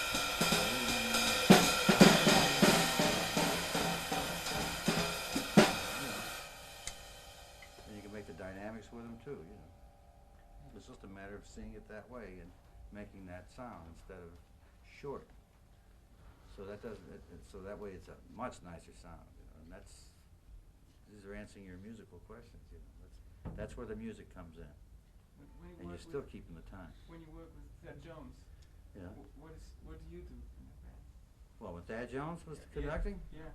I took his direction and made the band do what he was trying to get them to do. They're not they're listening to me. See, the drummer is the leader of the band, not the guy in the front. If the drummer and the leader have eyesight, and I know what he's talking about, because I always did, they will follow me. I still have the control. It doesn't matter what he does. I can take it away from him in a second. You know. But I didn't do that. I wouldn't do that. That's musically wrong. You try and make it and understand what he's trying to draw out, and you do it, and you can control them. You and the lead trumpet player. How long do you know each other? Oh, I knew Thad since 1955. We met when he was with Count You always Basie. play together? No. I met him in '55, and we haven't been together now in 7 or 8 years. He's the leader of the Count Basie Orchestra now, and I'm the leader of my band. We have nothing to do with each other today except as friends, that's all. But your band works without a conductor? You're That's the right. conductor? Yep, we don't have a conductor. And I wouldn't want one. I don't need one. I feel much better without him. As good as he was, I like it better without. I wouldn't even want him or anybody even like him, as good as he is, in front of me anymore. Because I'm so used to doing it. It's so much fun playing without a conductor. It's so much freer. And let the band work as a chamber group. See, jazz, you don't need it in jazz, but it depends on the musicians you have. Because if you think about it, the Count Basie band, there's nobody conducting. You know. Yeah, But now they have a conductor. Yeah, no, he didn't even do that. You got the piano in the rhythm section. They conducted from the rhythm section, that band. But the band phrased all by listening to each other. They did it themselves. My band does the same thing. And now that the reason Thad is conducting the Basie band now is because when Basie died, the band had no direction. It was getting sloppy, and they wanted to keep it going, but the band lost its fire because it had no leader. Now they got a wonderful leader. They got Thad Jones to lead the band, so he's a great leader. So he controls them, and he's got them playing good now. Now the band sounds good. But they're still playing the old arrangements. It's still a Basie band. And me, with my band, we don't have any speakers here. I got a tape. Huh? You do? You want to hear something? You want to hear how a band works without the conductor? Yeah. You got time to throw a track or so on? The drums are you can see how we do it. You got a tape machine? Cassette? Yeah. Could everybody be able to hear it? Is there a speaker so they can hear it? Do we have time? Yeah, no, we don't. We do if you want to stay a few more minutes.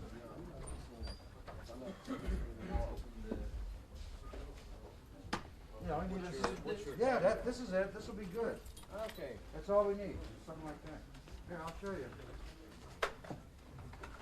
Show you how band works without a. This is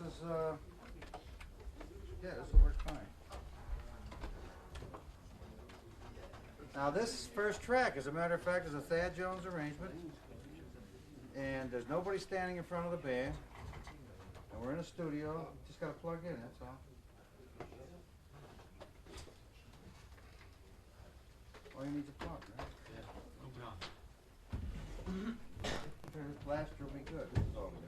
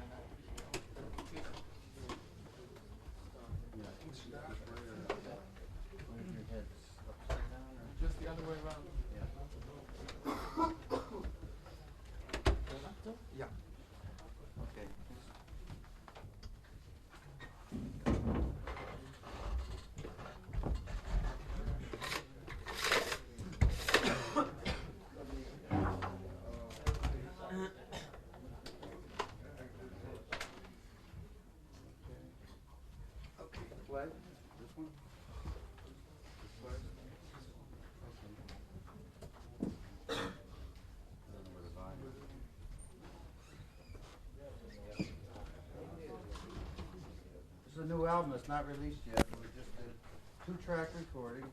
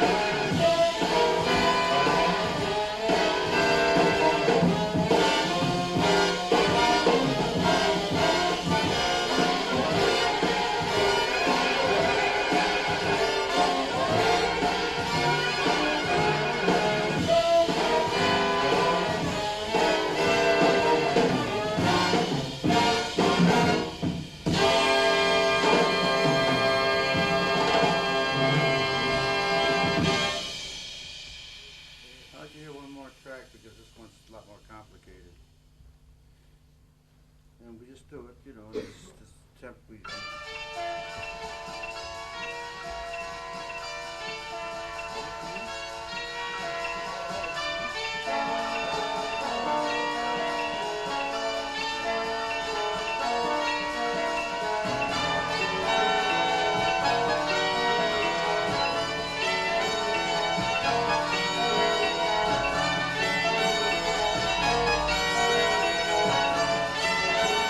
Nobody in the front.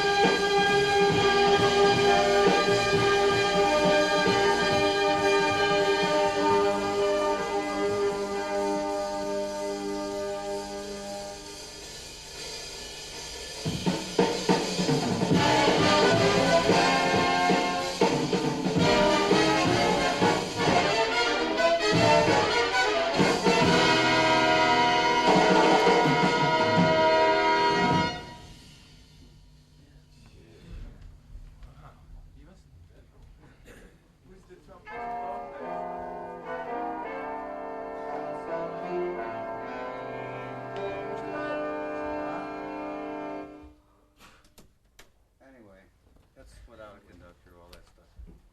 And What's that about? that's, his name was Ed Newmeister. Is it real good? Oh yeah, and Dick Oates was the alto player, and on the first piece was Ralph Lalama, was the tenor player, and this will be out soon anyway. And we did it in the studio, set up in the normal way with just mics just all over the place, like that, just up, and just the solo mics. That's all. Everything else was just the call. That's why you get the sound of the hall. That's the old way of recording. And you see what I was talking about, the cymbals, how when the band drops out and it's just the rhythm section cooking, how it's still very full, because the cymbals are ringing. Otherwise it sounds like all of a sudden you lost everything. So it's still fat all the way. That's why I liked, now that was a 21-inch Istanbul that I was playing on behind the alto, and I had my other Chinese cymbal behind the trombone. And then there's a 19-inch cymbal that I use over here. So this is 18, 20, and 22, 13, and on that you heard 14, 19, 21, and 22. But basically the same colors, almost the same sound. The 21 has just a little bit more that I need for that band, you know, and so on. But they all spread, and yet you could hear the beats, and that's the important thing. So in other words, I use medium cymbals to put it. And that's how we work without a conductor. And there's other things we could go. We could be here for 2 more hours. Actually, we haven't got the time. I'm sorry, but we can't.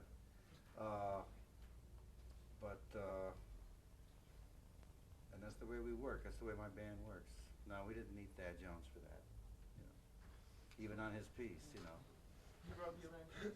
He wrote the first one, and the second one was written by the piano player Jim McNeely, who is now not playing with us anymore. He's become a writer. He's working on 2 things right now, some new, and that's an example of his writing, so you know what's in store. That's, you know, he's great. That's his first. That's the first thing he's ever done. That's his first big chart for us, for anybody. So we're in for a big treat with him. Yeah. And how do you get your players? How? Do they just come and say, I want to play? If they come to me and ask me, I always send them to the lead men. I have the lead men hire who they want. That's how you get a band like that. See? Because I let the lead men choose their own sections. And so they get the best guys they want to play with, you know, and then I'm happy because they're happy. And, but we have the same personnel now for many years, so it's like a big family, the band now. So and we have our substitutes. And these substitutes, if somebody should leave, they're waiting for that chair. In the meantime, they play with us, so when a new man comes in, we don't have to worry about rehearsals or anything. He just comes right in and plays. Because he knows, you know. And when you do play with us, you got to sit down and play. You got to sight read everything. There's no rehearsals for you. You're the guy that comes in and is on a hot seat. That's the way we do it. And even sometimes for me, you know, I was very sick this past year. I was in the hospital, and we had drummers at Joey Barron and Danny Gottlieb and Kenny Washington and Peter Erskine are my substitutes, those 4. I try to get one of them. And they all come in and they all have their own personalities, but they try to make it as much, not to copy me, because they can't do that. It's impossible to copy me. You shouldn't even try. But they try to make it as best they can to fit the personality of the band so that it doesn't change too much. And I'll tell you, Gottlieb really does that very good. I don't know if you guys know what a good jazz drummer he is, and big band, because he had the experience in college at Miami University. He went down there and he played in the big band in school, and he used to send me the tapes so I could, you know, correct him and tell him things. You know, he used to always let me know when he was a kid, when he was 18, 19. And he never got much of a chance to do it all these years, but he never forgot. So he does it for me. He does a very good job. Peter Erskine does a good job. The guys say that Peter's a little bit stiffer. Danny's looser because Peter plays so much straight 8 work, you know. Although he does a lot of small group work with John. Now he's playing a lot of trio with John Abercrombie, and he's loosening up nicely. It's good for him. But he has the experience also from when he was with Stan Kenton and Maynard Ferguson. And Kenny Washington is a young black drummer in New York who never had the chance to play with any big bands, but he listened, always listened in the records and all that. And finally, he said he used to come in and hear the band and listen and listen. He'd be down there all the time. And finally, one day he said to me, "I'd like to try it sometime." And they said he did. I've never heard him with the band because I'm never. If he's there, I'm not there. That's, and the guys in the band said he did beautiful, real good. So he'll always be. He also was on my list. And I got him in Joey Barron, who played with Toshiko's band on the West Coast, and he does mostly small group, but he did a lot of big. He was Berkeley, and he went to school, and he played in the college bands, and and they like him too. So. And the main thing is these guys come in to hear the band all the time, so they know, they listen to the band, you know. And that's the best way, because I have to have people too, because I was very sick this past year. And I got through a pretty rough year there.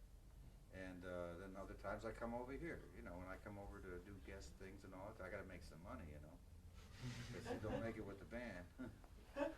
The band is a love, you know, but there's no money in it, the big band. So these guys come in and cover for me when it's necessary. And you are substitute for them? Oh no, I don't do anything for them. They don't. Although Joey asked me to do something for him, I substituted for him. In fact, that's when I had my heart attack, subbing for him with Al Hurt. I never did get to the job. They had to use a classical drummer that night because from the symphony in Rochester because I never got to the job. I ended up in the hospital. So I had a heart attack, but it wasn't a heart attack. It was a warning.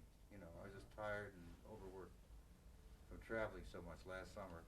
But I was glad it happened because I had a cancer in my arm and didn't know it.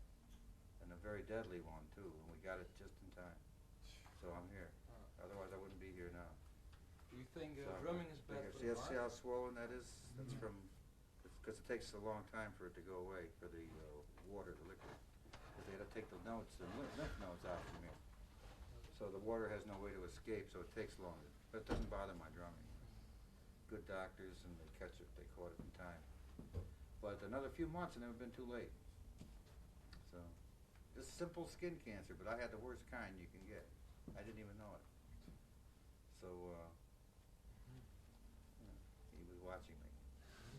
So, then those guys took over for me while I was in the hospital. But I was back in 3 weeks playing, even after this coming out. Underneath here, because I had a good doctor and he took care of it. He didn't cut any muscles. He just took the nodes out. And we got it all out. Everything's cool. So I'm okay. I'll be around. Do you think drumming is bad for the heart? No. It's good. It's good for the heart, as a matter of fact. It's exercise. Well, there are drummers who are grumbling when they are playing. Oh, that's nothing. That's from inside. No, that doesn't hurt you. No, what's bad for you? What's bad in drumming is carrying real heavy stuff upstairs and things like that. See, that's why I don't like that heavy equipment. Because for the drummer, it's bad to carry that real heavy stuff and then sit down and play, you know, and set up and fast and you know, lifting all that real heavy stuff. That's bad for you. Get yourself road. Sure, you gotta have it, yeah. But for me, when I go to work on a job, I got a 10 inches by 18-inch bass drum. You can lift it with your little finger. It's small. The snare drum goes inside that, and the cymbals go in the bag, and I carry that in my right hand and my left hand. I carry a bag, a canvas bag with a little bit of hardware that fits onto the bass drum and a foot pedal and a seat and an old-fashioned hi-hat, all real lightweight. And I go in a taxi cab and just throw it in the trunk and go to the job. And the whole thing is so small, it looks silly next to me. Because I'm big, you know. And then the little drums, and people say, "Wow, it sounds big for such a little set." And I said, "That's right, and that's all I can take." And somebody says, "Can't you bring a bigger set?" And I'll say, "You want me? Are you hiring the set, or are you hiring me? You know, as long as I'm here and I'm playing on drums, you know." So. That's the way you get me whenever I work. And if I work something where I need a big set, then I hire a roadie to go get it, or I make them pay for it. You know, whoever hires me, or I don't go. Yeah. When you're thinking about variation in playing, Yeah. I have the idea that you think it's more important the way things sound than thinking about difficult rhythm things. That's right. Anything like that. I don't care about rhythms. difficult rhythms. I don't practice. You know, I'm not saying you shouldn't, but I'm saying I don't care about creating difficult things, because what I play is very complex anyway. And it's all backwards, it all comes out anyway. Whatever it comes out, that's what it is.